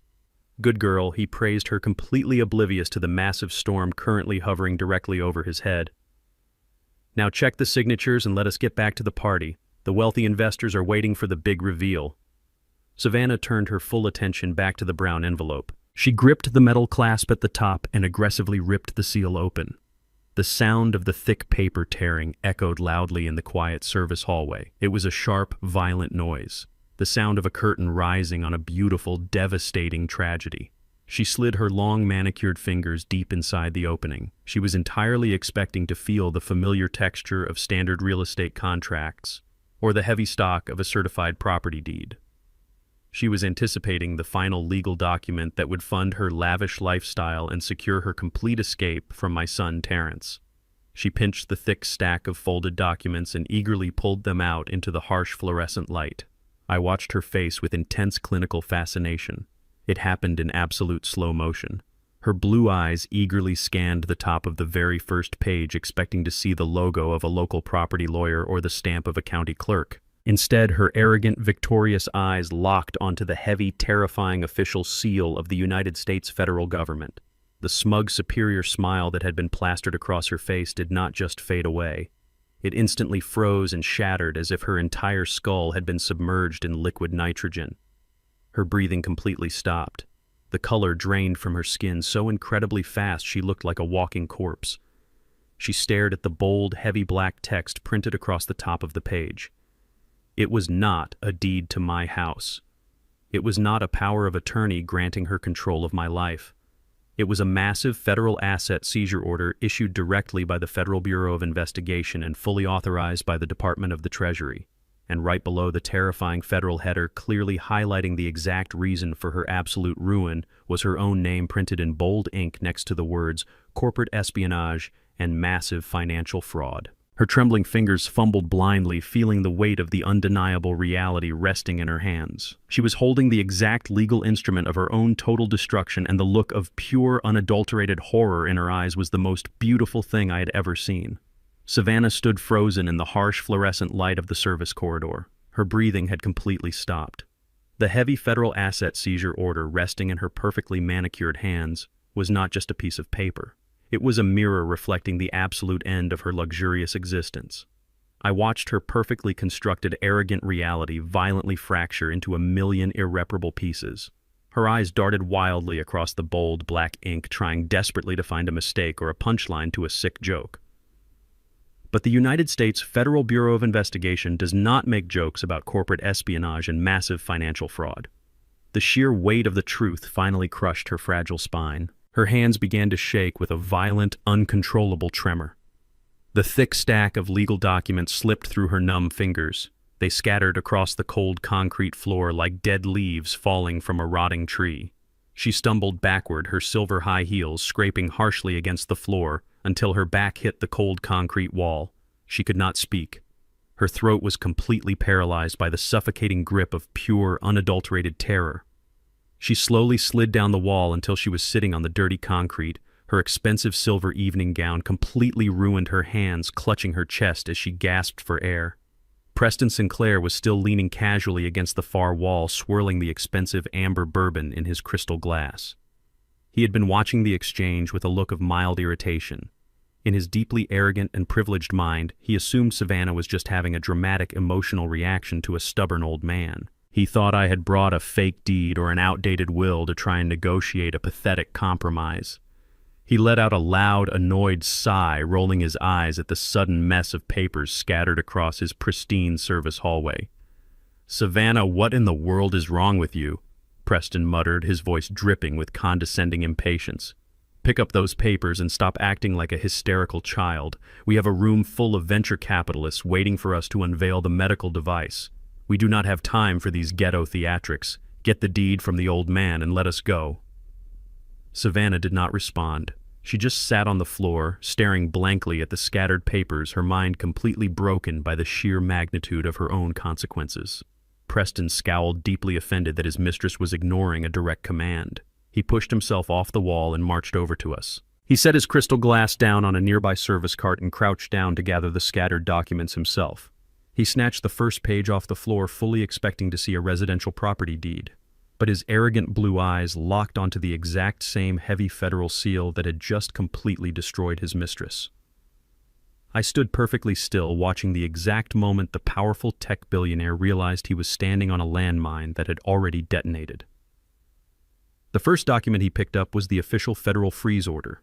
It explicitly detailed the immediate suspension of Vanguard Tech Ventures and listed his name as the primary target of an active federal money laundering and wire fraud investigation. But that was not the document that completely broke his mind. That honor belonged to the second page he scooped off the floor. It was the certified debt transfer agreement I had personally executed that very morning with Richard Croft at the First Atlanta Fidelity Bank. Preston stared at the heavily highlighted banking records. They clearly proved that his massive $5 million corporate loan, the very money he used to fund his lavish lifestyle and his fake tech empire, had been completely sold. The bank had dumped his toxic debt to avoid federal prosecution. and the sole legal entity that purchased that $5 million debt was a private, anonymous ghost corporation called the Yvonne Trust. Preston's heart rate spiked so fast I could practically see the pulse pounding in his neck. His perfectly manicured hands began to shake, matching the exact same pathetic tremor that had just overcome Savannah. He frantically flipped through the pages, reading the attached bank statements that proved his company accounts were currently frozen at exactly $0. He read the aggressive legal clause that explicitly granted the Yvonne Trust the immediate unyielding right to seize all of his corporate assets, including the stolen medical patent, the very second his accounts defaulted. He realized with a sickening absolute clarity that he did not own his company anymore. He did not own his luxury cars or his penthouse apartment.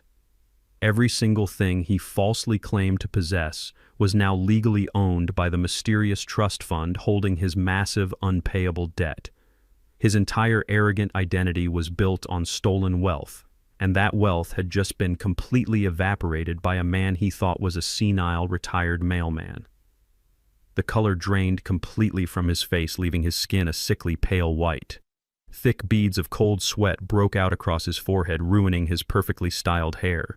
He slowly looked up from the scattered papers on the concrete floor. His arrogant, mocking gaze was entirely gone. It was instantly replaced by the wide, terrified stare of a cornered rat who suddenly realized it was locked inside a cage with a starving lion. He looked at my polished leather shoes and slowly panned up to my custom-tailored charcoal pinstripe suit. He finally looked into my cold, unyielding eyes. His brain was violently misfiring, trying to connect the dots between the fragile old man Savannah had described and the lethal federal executioner standing right in front of him. He could not comprehend how an elderly black man from the south side of Atlanta possessed the financial firepower to buy a $5 million corporate debt in a single afternoon.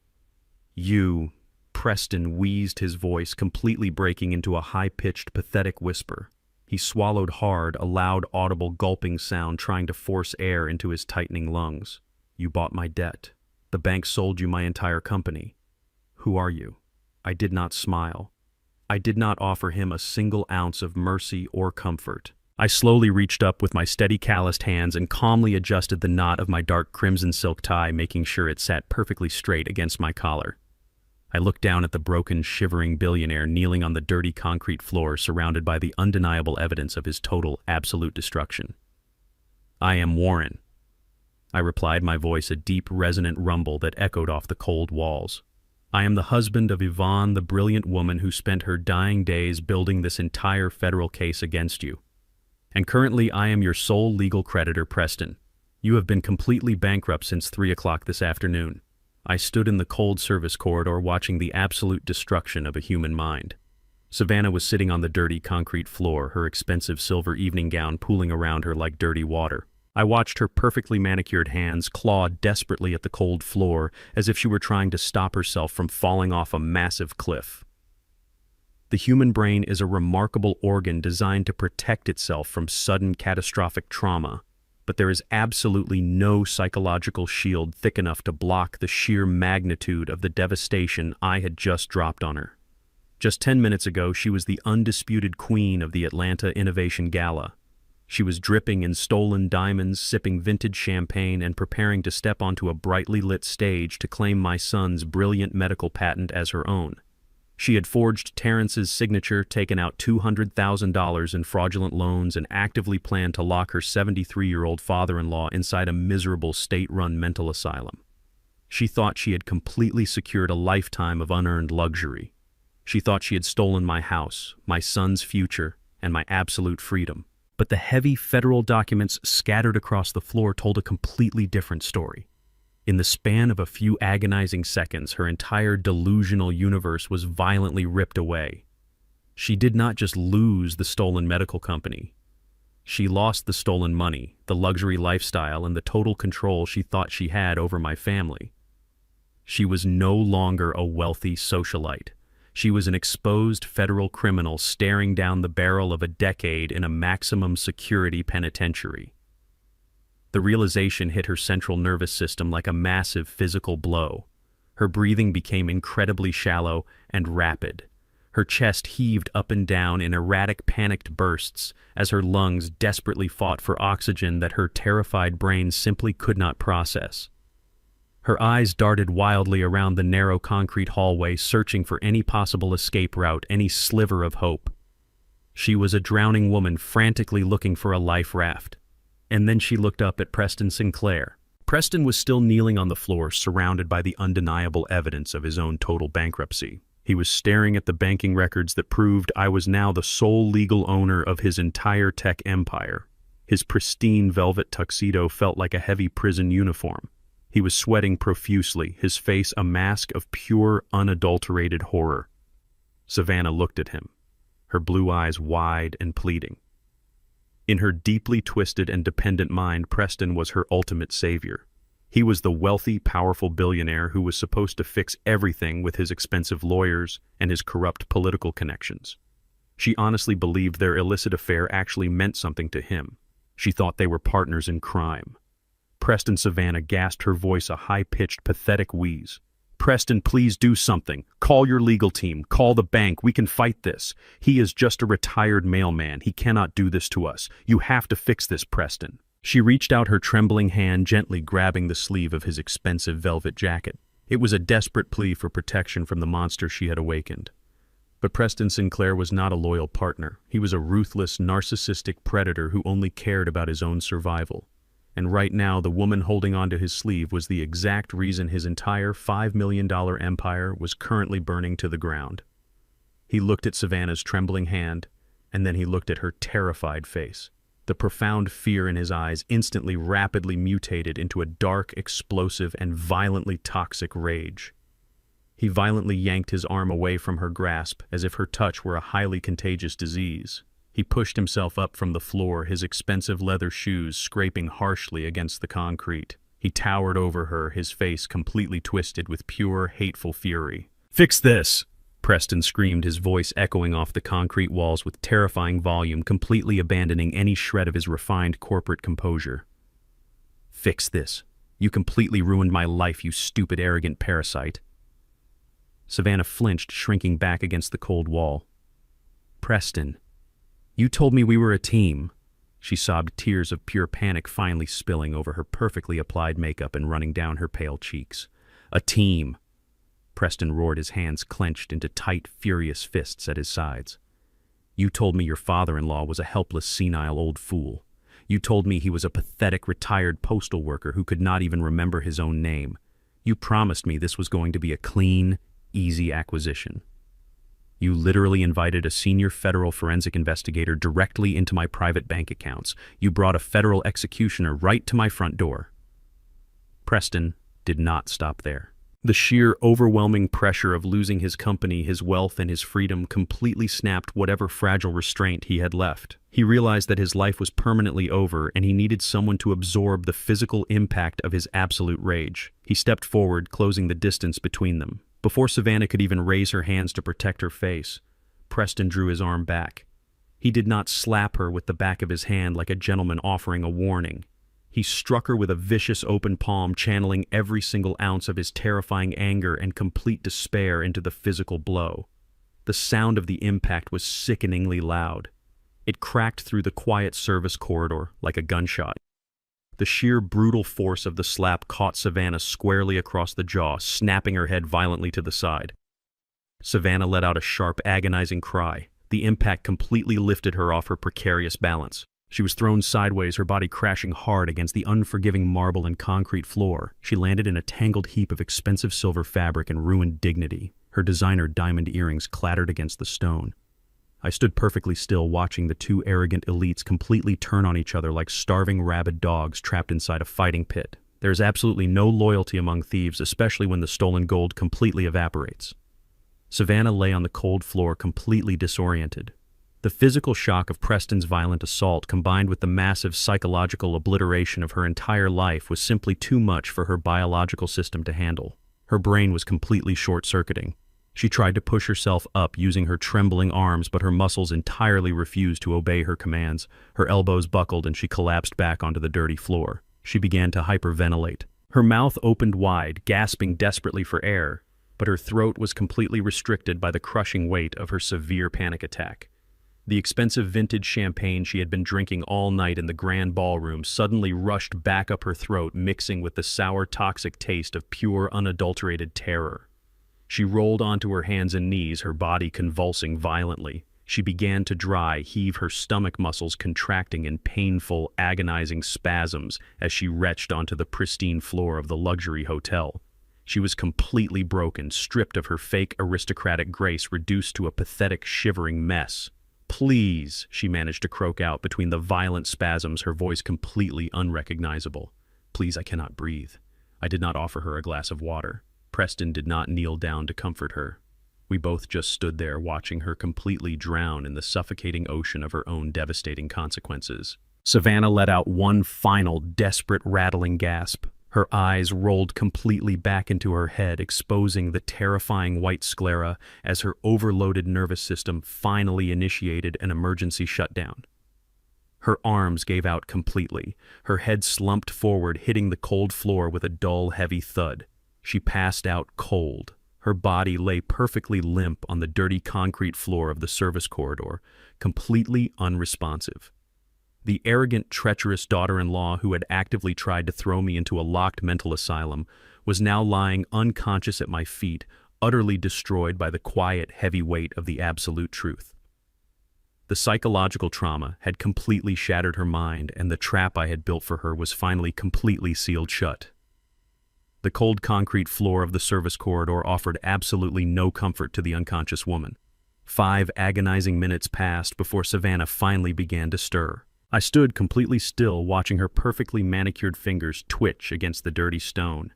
She let out a pathetic groaning sound as her eyes slowly fluttered open. Her vision was blurred, and her designer silver dress was completely ruined, stained with dirt and the remnants of her own severe panic attack. She tried to push herself up onto her knees, her head hanging low, her blonde hair sticking to her sweaty face. She was desperately hoping that the crushing federal asset seizure order and Preston's violent physical assault were just the dark fragments of a horrible nightmare. But the nightmare was completely real, and it was about to get infinitely worse. Before she could even gather the strength to stand up, the heavy wooden double doors leading to the grand ballroom burst wide open with an explosive, violent force. It was not the hotel security staff responding to a noise complaint. A highly coordinated team of armed federal agents and local police officers flooded into the narrow hallway. Their heavy black tactical boots pounded against the polished floor, shaking the very foundation of the luxury hotel. Bright flashlights cut through the dim fluorescent lighting. The loud authoritative shouts of law enforcement echoed off the walls, commanding everyone to freeze and put their hands in the air. Preston Sinclair tried to make a sudden, desperate run for the emergency exit, but his arrogant billionaire status offered absolutely zero protection against federal authorities. 2 massive tactical agents slammed him violently against the concrete wall. The sickening crunch of his expensive velvet tuxedo hitting the hard stone was immediately followed by the sharp, heavy metallic click of cold steel handcuffs locking tightly around his wrists. Savannah sat on the floor, completely paralyzed by the sheer magnitude of the raid. The elegant high society tech gala happening just on the other side of the doors had been completely shut down. The wealthy venture capitalists and arrogant corporate elites were currently being held in the main room, watching the spectacular public downfall of the man who had just promised them the future of medical innovation. Savannah pressed her back against the wall, pulling her knees to her chest, sobbing uncontrollably as the federal agents secured the perimeter. The radio chatter from the police officers filled the air with a cold, clinical reality. She looked up at me, her tear-streaked face twisting into a mask of pure, unadulterated desperation. She was frantically searching her broken mind for a way out, a loophole, a lie she could spin to save her own skin. But her entire network of deception was about to be permanently eradicated from the face of the earth. Through the chaotic sea of dark uniforms and flashing badges, a single civilian figure slowly walked into the service corridor. The armed agents naturally parted to let him through because I had specifically cleared his arrival with the Federal Task Force commander earlier that afternoon. It was my son. It was Terrence. He was no longer wearing the exhausted, defeated expression of a man bleeding out from a failing medical startup. He was wearing a dark suit, his posture completely straight, his jaw clenched tight with a profound, terrifying resolve. I had sent him a simple text message 3 hours ago telling him to come to the downtown luxury hotel and wait in the lobby until the police arrived. He stepped into the harsh light of the hallway and stopped right next to me. He did not look like a grieving son mourning the sudden loss of his mother anymore. He looked exactly like the bloodhound. He looked like a man who had finally seen the absolute unfiltered truth. Terrence stood perfectly still, his dark eyes slowly scanning the absolute wreckage of the service corridor. He looked at Preston Sinclair groaning against the wall with his hands bound in heavy steel chains. He looked at the massive stack of federal banking records and asset seizure orders scattered across the wet concrete floor. And then his eyes fell upon the glossy, high-definition surveillance photographs resting near his expensive leather shoes.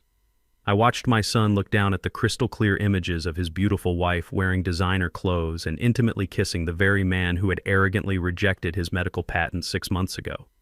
He saw the pictures of them holding hands entering luxury hotel rooms and laughing together while he was sitting alone in a cold laboratory slowly going bankrupt. The final heavy curtain of his complete blindness was violently ripped away. Savannah saw the exact moment his eyes locked onto the affair photographs. A fresh wave of absolute terror washed over her pale face. She realized her ultimate safety net, the husband she had manipulated and abused for 5 years, was currently looking directly at her unforgivable treason. She scrambled frantically to her hands and knees, ignoring the federal agents standing all around her. She crawled across the dirty concrete floor, weeping hysterically, her silver dress dragging behind her like a heavy chain of guilt. She reached Terrence and threw her arms around his legs, clinging to him with the desperate, pathetic grip of a drowning parasite. "Terrence, please," she wailed, her voice cracking and echoing tragically in the narrow hallway. "Honey, you have to listen to me. Your father is completely insane. He is trying to ruin me. He forged those pictures, Terrence. He set this entire thing up because he is a crazy old man and he hates me. Please, baby, tell them to let me go. I love you so much. It is all a lie." The entire hallway fell into a dead heavy silence. The federal agent stopped moving, waiting to see how the young inventor would react to the weeping woman clinging to his legs. Savannah buried her face in his dark trousers, sobbing loudly, pouring every single ounce of her manipulative energy into the performance. She honestly believed that her fake tears and her familiar physical touch would trigger his deep protective instincts. She thought he was still the same exhausted, broken man who had blindly trusted her just that morning. She thought she could still gaslight him into believing the retired mailman was the true villain of the story. But Terrence did not reach down to comfort her.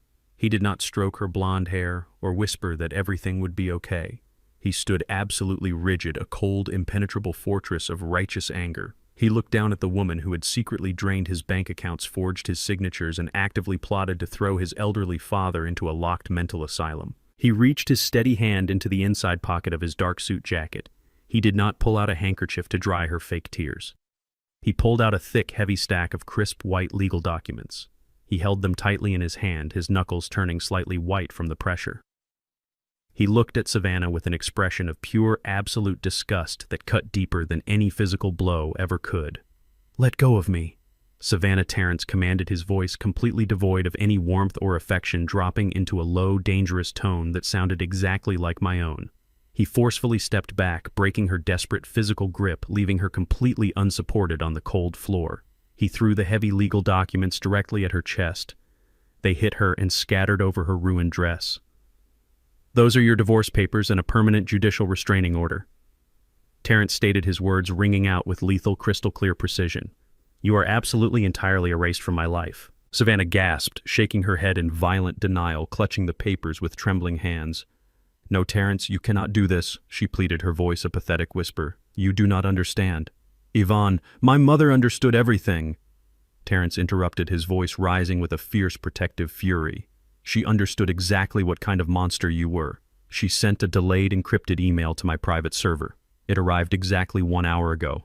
I heard the voice recording, Savannah. I saw the offshore wire transfers. I heard you planning to steal my medical patent with that racist criminal standing against the wall. You did not just betray my trust and steal my life work. You actively tried to lock my grieving father inside a miserable mental institution to steal his home. You are absolute, unredeemable scum. My wife was barely in the ground when my daughter-in-law walked up to me in the pouring rain and told me to pack my bags for a cheap nursing home. I did not say a single word. I just got into my neighbor's truck and let him drive me away, but he did not take me home. He drove me to a deserted warehouse on the edge of Atlanta, handed me a key, and said, "This is something only you can know, and you must never tell your son." I stood there in shock as I opened the heavy metal door and realized that everything I thought I knew was a complete lie. For the last 2 years, my sweet, gentle wife had been hiding a massive and dangerous secret. Before I tell you what was inside that room, let me know where you are watching from in the comments below. Hit like and subscribe if you believe a mother will do absolutely anything to protect her family. The heavy silence in the service corridor was only broken by the pathetic sound of Savannah sobbing onto the dirty concrete floor. Terrence had just delivered the final devastating blow, completely erasing her from our family. She was utterly broken, stripped of her fake aristocratic elegance, and left with absolutely nothing. But the absolute worst of human nature was about to reveal itself right in front of our eyes. When a sinking ship is finally going down, the rats do not hold hands and sing songs of loyalty. They climb over each other violently, clawing at anything they can reach, just to keep their own heads above the freezing water for one more second. Preston Sinclair was the ultimate rat. He was currently pinned against the cold concrete wall by 2 massive federal agents, his wrists tightly bound in heavy steel cuffs. He had watched my son throw the divorce papers onto Savannah's ruined silver dress. He had listened as Terrence laid out the undeniable evidence of their massive corporate theft and their cruel conspiracy to lock me inside a mental asylum. Preston realized with a sudden terrifying clarity that Savannah had absolutely no leverage left. She was completely useless to him now. And more importantly, he realized that the quiet elderly black man standing in the custom-tailored pinstripe suit was the only person in the entire building who held the keys to his absolute survival. Preston completely ignored Savannah weeping on the floor. He ignored my son Terrence, who had just reclaimed his dignity and his stolen medical patent. Preston locked his panicked, bloodshot eyes directly onto mine.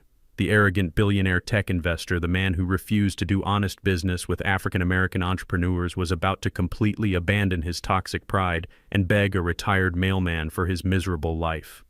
"Mr. Warren." Preston gasped, his voice trembling with a pathetic, desperate urgency. "Please, you have to listen to me. I am a victim here too. I had absolutely no idea she was planning to throw you into a psychiatric ward. I swear to God I did not know she was stealing money from her own husband to fund my company." Savannah suddenly stopped crying. Her head snapped up from the dirty concrete floor, her tear-streaked face frozen in a mask of pure, unadulterated shock. She stared at the man she had risked her entire life for, the wealthy lover who had promised her a lifetime of luxury and protection. She brought the medical patent to me. Preston continued, his voice growing louder and more frantic, desperately trying to convince the federal agents holding him against the wall. She forged all of Terrence's signatures on the transfer documents. She masterminded the entire theft. I was just a blind investor, Mr. Warren. I thought it was a legitimate business acquisition. She completely manipulated me. If you tell the federal prosecutor to drop the money laundering charges against my firm, I will give you everything. I will testify against her in open court. I will stand on the witness stand and tell the jury exactly how she planned the entire fraud. Just give me my company back, and I will hand her over to you on a silver platter." The sheer absolute cowardice of his words hung heavily in the cold service corridor. He was offering to completely destroy the woman he had been sleeping with for 2 years just to save his own miserable skin. Something deep inside Savannah's mind completely snapped. The final fragile thread connecting her to sanity was violently severed. She realized that she had destroyed her marriage, betrayed a loving family, and committed massive federal crimes for a man who viewed her as nothing more than a disposable human shield. The cold, calculating socialite completely vanished. In her place emerged a wild, feral, and incredibly dangerous animal. Savannah let out a raw, agonizing scream that did not even sound human. It was a guttural, terrifying shriek of pure, absolute betrayal and blind rage. She scrambled up from the dirty concrete floor, her ruined silver evening gown tearing loudly as her high heels slipped on the wet stone. She did not run toward the exit. She launched her entire body directly at Preston Sinclair. "You lying piece of garbage!" Savannah shrieked, her voice echoing violently down the narrow hallway. "You promised me. You said we were going to build an empire together. You made me do those things to the old man." She crashed into Preston with the force of a desperate, wounded predator. Because Preston's hands were securely cuffed behind his back, he was entirely defenseless. Savannah raised her perfectly manicured hands and began violently clawing at his face. Her sharp fingernails dug deep into his pale skin, leaving long, bleeding scratches across his cheeks and his forehead. She tore at his expensive velvet tuxedo, ripping the crisp white shirt underneath, completely destroying his carefully constructed wealthy facade. Preston screamed in pain and terror, thrashing his head back and forth, desperately trying to avoid her vicious attacks. "Get this crazy lunatic off me!" he wailed, his voice cracking as blood began to trickle down his face. "She is completely insane. Help me!" The violent, chaotic struggle carried them right through the open wooden double doors and completely out of the hidden service corridor. They stumbled directly into the bright, blinding light of the grand ballroom. The classical string quartet had long since stopped playing. Hundreds of the most powerful and wealthy corporate elites in Atlanta were standing in the massive ballroom, completely frozen in absolute shock. These were the venture capitalists, the arrogant politicians, and the high society socialites who just 20 minutes ago were sipping vintage champagne and eagerly waiting to kiss Preston Sinclair's ring. They had admired Savannah's beauty and praised Preston's brilliant business acumen. They thought these two people represented the absolute pinnacle of success and untouchable white privilege. Now that elegant, sophisticated illusion was completely shattered for the entire world to see. The elite crowd gasped and backed away in horror as Preston and Savannah crashed into a table of expensive appetizers, sending delicate crystal glasses and silver trays crashing to the polished marble floor. They were literally tearing each other apart like two starving rats fighting over a piece of rotten garbage. Savannah continued to scream and claw at him, her blonde hair a tangled, messy bird nest, her face contorted with insane fury. Preston was sobbing and bleeding, his expensive velvet suit hanging in ruined shreds, completely stripped of his arrogant billionaire armor. The wealthy guests did not step forward to help them. They did not offer sympathy or support to their fallen golden boy. Instead, a sea of glowing rectangular screens suddenly illuminated the dark edges of the ballroom. Hundreds of smartphones were instantly raised into the air. The very same people who used to flatter and enable Preston Sinclair were now eagerly recording his spectacular violent downfall. Camera flashes erupted rapidly, capturing every single humiliating second of their pathetic brawl. Their absolute ruin was being permanently documented and broadcasted to the entire world. Enough, the lead federal task force commander barked, his deep voice cutting through the chaotic screaming. 4 massive tactical agents rushed forward, pulling the two feral animals violently apart. They dragged Savannah off of Preston, slamming her face down onto the cold, polished marble floor of the grand ballroom. She thrashed and kicked, screaming incoherent curses at her former lover, completely abandoning any remaining shred of human dignity. I stood in the doorway of the service corridor with my son Terrence, watching the beautiful, devastating symphony of their destruction reach its absolute crescendo. The federal agent grabbed Savannah's wrists and forcefully pulled them behind her back. The sound echoed perfectly across the massive, silent ballroom. It was the sharp, heavy metallic click of cold steel snapping completely shut. The handcuffs locked tightly around her wrists, permanently binding her to the devastating consequences of her own greedy actions. "Get them both out of my sight," the federal commander ordered loudly. The armed agents hauled Savannah and Preston roughly to their feet. They did not take them out through the hidden back exit to spare them any embarrassment. They dragged the two bleeding, sobbing criminals right through the very center of the grand ballroom. They were paraded past the hundreds of flashing smartphone cameras, past the disgusted stares of their former elite colleagues, and past the massive digital banners celebrating their stolen achievements. Their wailing cries faded slowly as they were pushed out the heavy brass front doors and shoved into the back of waiting federal transport vehicles. The trap was finally completely empty, and the long, terrifying hunt of the bloodhound was officially over. The sun rose over Atlanta on Saturday morning, casting a warm, golden light through the kitchen windows of my quiet suburban home. It was the first time in 2 years that the air inside my house felt completely clean. The toxic, heavy shadow that Savannah had cast over our family was entirely gone. I stood at the kitchen counter wearing my comfortable old cardigan and poured myself a hot cup of black coffee. The dark roast smelled rich and grounding. Upstairs, my son Terrence was finally sleeping peacefully in his childhood bedroom. He had collapsed into bed late last night, completely exhausted after the massive emotional adrenaline of the federal raid wore off. He was finally safe. His brilliant medical patent was safe. And the woman who had actively tried to destroy his life and lock his elderly father in a mental asylum was currently waking up on a thin mattress inside a cold, concrete federal holding cell. I took a slow, deep sip of my coffee, letting the quiet victory wash over my tired bones. The house was perfectly silent, but that silence was soon broken by the sharp ringing of the old landline phone resting on the kitchen wall.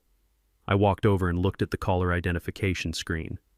It displayed a generic automated number originating from the Fulton County Detention Center. I let it ring twice before I slowly picked up the receiver and pressed it to my ear. An automated voice informed me that I had a collect call from an inmate. I pressed the button to accept the charges. Warren Savannah sobbed, her voice echoing through the phone line, sounding completely weak and incredibly pathetic. She was crying so hard she could barely form a coherent sentence. The arrogant, vicious corporate predator who had slapped my face in the service corridor just 12 hours ago was entirely gone. She had spent the entire night locked in a tiny steel cage, surrounded by the harsh, unforgiving reality of the federal justice system.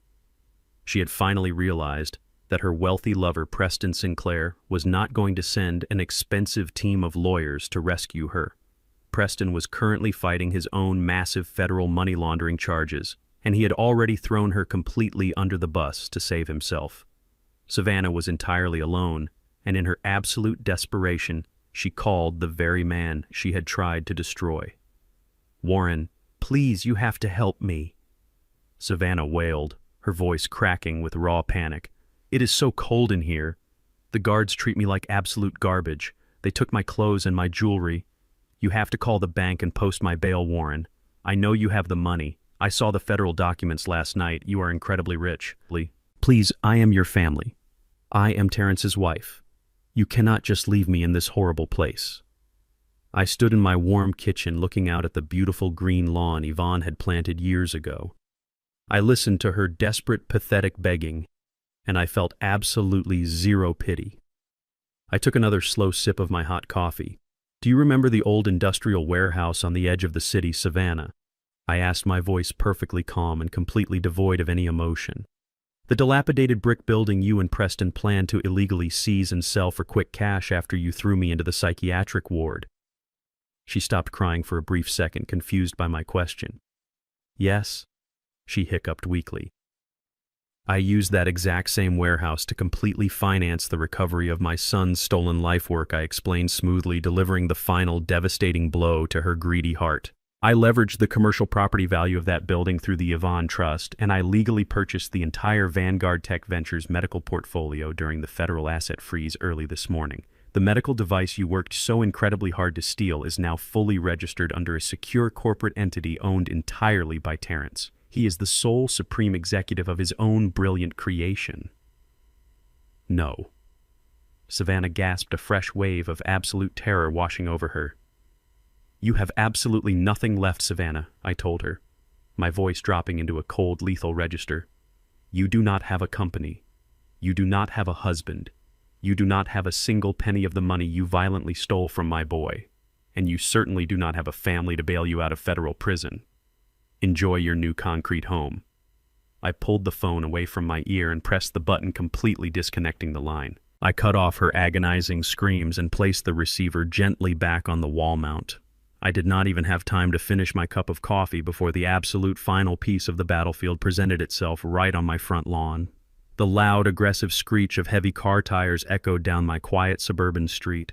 A massive, pristine white luxury sport utility vehicle swerved sharply and parked illegally right across my driveway, blocking the path. The heavy doors flew open, and two people marched furiously up my front walkway. It was Thomas and Martha Vance, Savannah's biological parents. They were the exact arrogant, wealthy people who had taught their daughter how to look down on the rest of the world. They were an older white couple who wore expensive country club attire and carried an unbearable sense of racial and financial superiority everywhere they went. For 5 years, they had refused to invite me or Yvonne to their lavish holiday parties. They made passive-aggressive racist comments about my neighborhood, and they treated my brilliant son like he was a hired servant who had somehow tricked their perfect blonde daughter into marriage. I unlocked the front door and stepped out onto the wooden porch before they could even ring the bell. I stood at the top of the stairs looking down at them. Thomas Vance was red in the face, breathing heavily, his fists clenched tightly at his sides. Martha stood right behind him, pointing a shaking, manicured finger directly at my face. "Where is my daughter, you crazy old fool?" Thomas roared, his loud, aggressive voice shattering the peaceful Saturday morning. "We got a call from the police department saying Savannah was arrested at a corporate gala last night. We know exactly what you did, Warren. We know you set her up. You and your pathetic son planted fake evidence to steal her company. You are going to pay for this." Martha shrieked, her face twisted with pure aristocratic hatred. "We have the best defense attorneys in Atlanta on speed dial. We are going to sue you for everything you own. We will have you thrown in a federal prison for false imprisonment and malicious prosecution. You people are all exactly the same. You are just jealous criminals trying to ruin successful families." I did not raise my voice. I did not step back. I just looked at the two arrogant racists standing on my lawn, completely blinded by their own toxic entitlement. They thought they could simply march onto my property and bully an elderly black man into submission with loud threats and expensive lawyers. I reached into the large pocket of my comfortable wool cardigan. I pulled out a thin black leather folder. I had anticipated their arrival, and the bloodhound always prepares for every single variable. I opened the folder and pulled out 3 crisp, highlighted financial documents. I held them up in the bright morning sunlight for Thomas and Martha to see clearly. "You are absolutely right about one thing, Thomas," I said, my voice a low, steady rumble that instantly silenced his aggressive shouting. "Your daughter was incredibly successful at stealing money.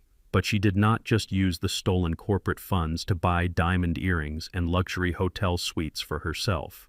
Thomas frowned, his aggressive posture faltering slightly as he looked at the official bank seals printed on the pages I was holding.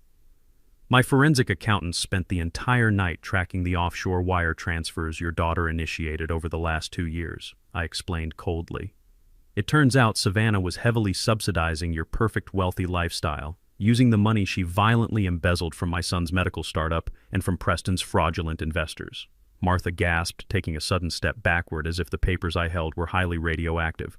"That is a complete lie," she stammered defensively. "Savannah is a successful executive. She gave us legitimate financial gifts. There is absolutely no such thing as a legitimate gift when the money is stolen from a federal bank account."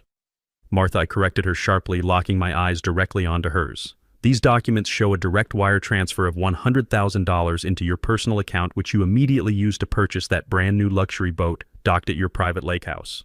Another transfer of $50,000 paid for your exclusive country club membership fees. You have been living like absolute royalty on money your daughter stole from a black man." The profound, absolute horror finally washed over their privileged, arrogant faces. The blood drained from Thomas Vance's cheeks, leaving him looking like a sick old ghost. They realized they were not just the angry parents of a wrongly accused daughter. They were the direct beneficiaries of a massive federal money laundering conspiracy. Under federal law, the government has the absolute right to seize any and all assets purchased with embezzled funds. I told them, outlining their total doom with cold, ruthless precision. "The federal agents are already compiling the warrants. If you do not turn around, get in your car, and leave my property right this second, I will make one phone call to the federal task force commander. I will hand over these specific wire transfers, and I will have both of you formally indicted as active accomplices for knowingly receiving and harboring stolen federal assets. You will lose your boat, your country club, and your massive house. You will spend your golden years sitting in a cold federal penitentiary cell right next to your precious daughter." The silence that fell over my front lawn was absolute and incredibly beautiful. Thomas and Martha Vance did not scream anymore.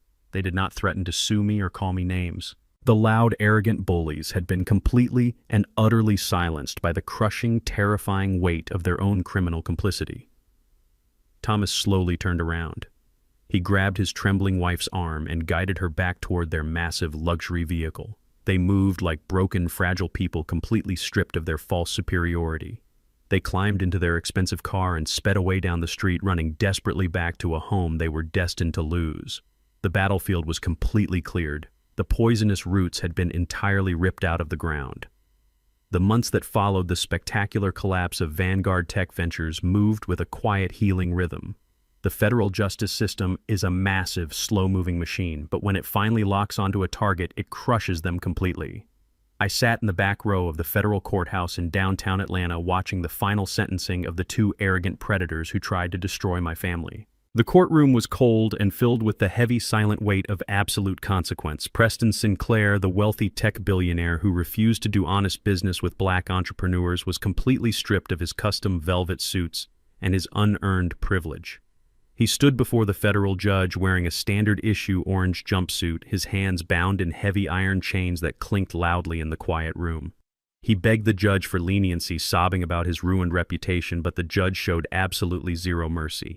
She looked down from her high bench and sentenced him to 12 years in a maximum security federal penitentiary for massive corporate money laundering, wire fraud, and criminal conspiracy. He wept openly, a broken, pathetic man, as the armed bailiffs dragged him away. Savannah stood next, the beautiful, manipulative socialite who thought she could gaslight my son and throw me into a locked mental asylum, looked incredibly pale and entirely broken. Her blonde hair was a tangled, messy knot, and the arrogant fire in her blue eyes had been completely extinguished. The federal judge looked down at her with profound, unyielding disgust. For the crimes of aggravated identity theft, corporate espionage, and the malicious conspiracy to permanently deprive an elderly citizen of his freedom, Savannah was sentenced to 10 long years in a federal prison. She did not even look back at us as they led her out of the courtroom. The toxic parasites were finally and permanently removed from our world. While the criminals rotted in their cold concrete cells, my son Terrence experienced a spectacular and beautiful rebirth. He did not let the trauma of his disastrous marriage break his brilliant spirit. With the massive financial backing of the Yvonne Trust and the full legal control of his own medical patent, Terrence built a brand new medical technology company from the absolute ground up. He moved out of that small, depressing laboratory and opened a massive state-of-the-art research facility right here in Atlanta. I watched with immense pride as he stood on his own brightly lit stage, unveiling the revolutionary medical device that would save countless lives. He was no longer the exhausted, defeated man who had cried to me on a video call. He was a confident, powerful chief executive officer, fully stepping into the massive potential his mother and I always knew he possessed. He hired a brilliant team of honest, hardworking engineers, and he made sure that absolute integrity was the foundation of his entire corporate empire. The legacy he was building was completely untouchable, and it belonged entirely to him. As for me, I did exactly what I have done for the last 25 years. I did not move into a sprawling mansion in a gated community. I did not buy a fleet of luxury imported cars or start wearing heavy gold watches. That flashy, superficial lifestyle belongs to people who desperately need to prove their worth to complete strangers. I already knew exactly who I was, and I knew exactly the kind of man my sweet Yvonne fell in love with. I stayed right here in my quiet suburban house on the south side. I put my custom-tailored charcoal pinstripe suit back into the heavy, dust-proof garment bag and pushed it to the very back of my dark closet. The bloodhound had successfully completed his final hunt, and it was time for him to go back to sleep. I put on my faded brown wool cardigan and my comfortable orthopedic walking shoes. I spent my quiet mornings drinking black coffee on the front porch, waving to my neighbor Victor as he drove past in his rusted old pickup truck. I spent my long, warm afternoons pushing my old lawnmower across the front yard, trimming the grass and carefully tending to the beautiful yellow rose bushes Yvonne had planted decades ago. The profound, deep satisfaction of honest physical labor kept me grounded. It reminded me that true power is not about dominating other people or hoarding massive wealth. True power is the absolute freedom to simply exist in perfect, quiet peace without constantly looking over your shoulder. It was a late Sunday afternoon when the sleek black luxury sedan pulled into my driveway.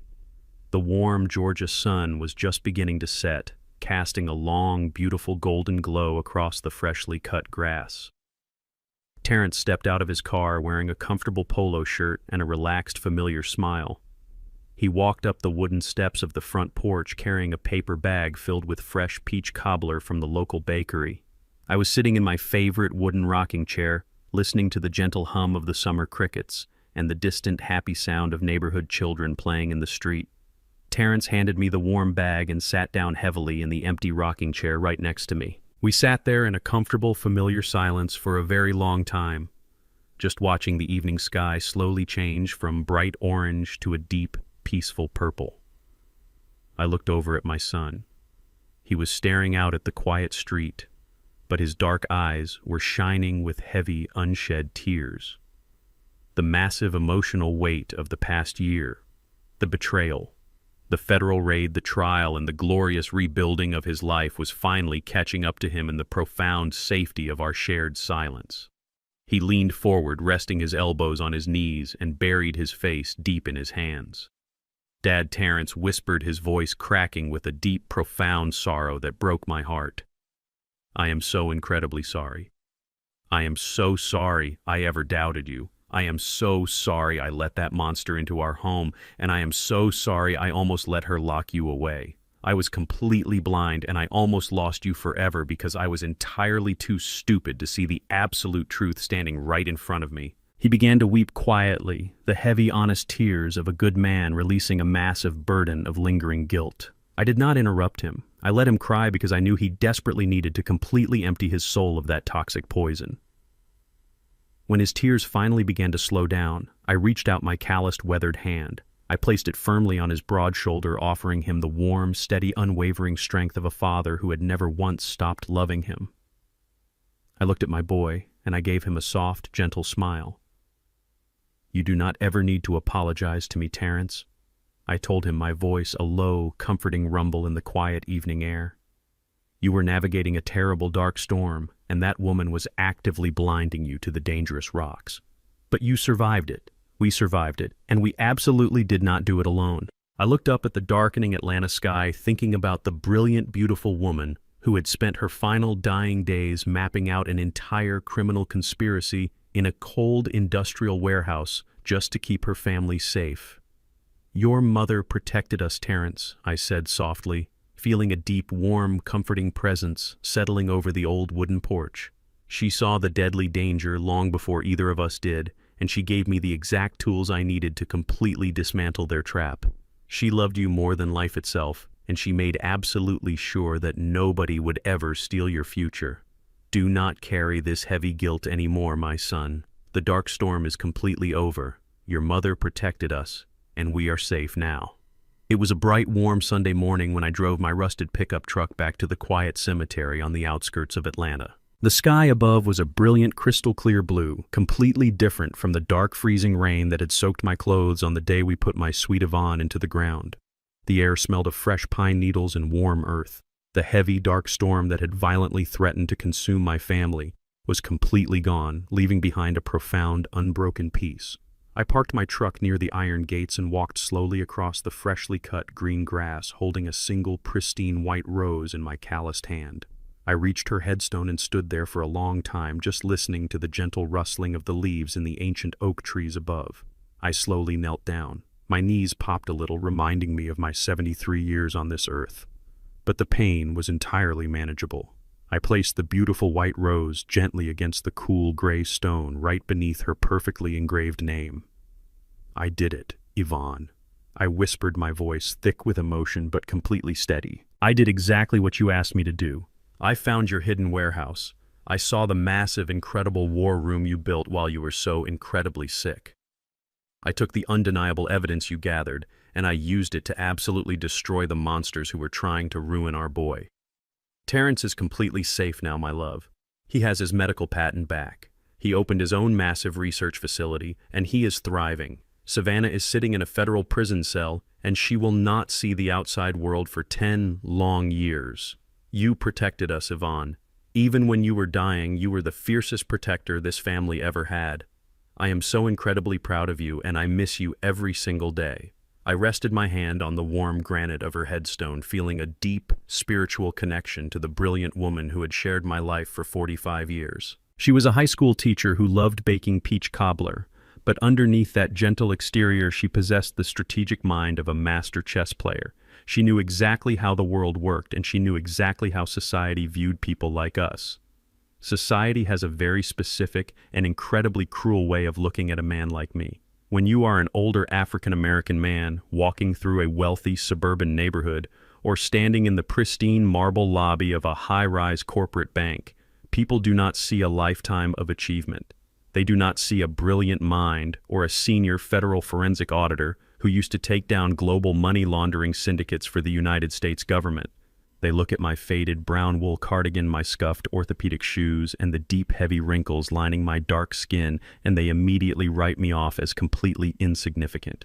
They look at the color of my skin and my humble demeanor, and they instantly decide that I am uneducated, helpless, and entirely disposable. They see a fragile, retired postal worker who probably needs help crossing a busy street. Savannah and her wealthy, arrogant lover, Preston Sinclair, built their entire criminal strategy on that exact racist, ageist assumption. They thought my quiet demeanor was a symptom of a rotting, senile brain.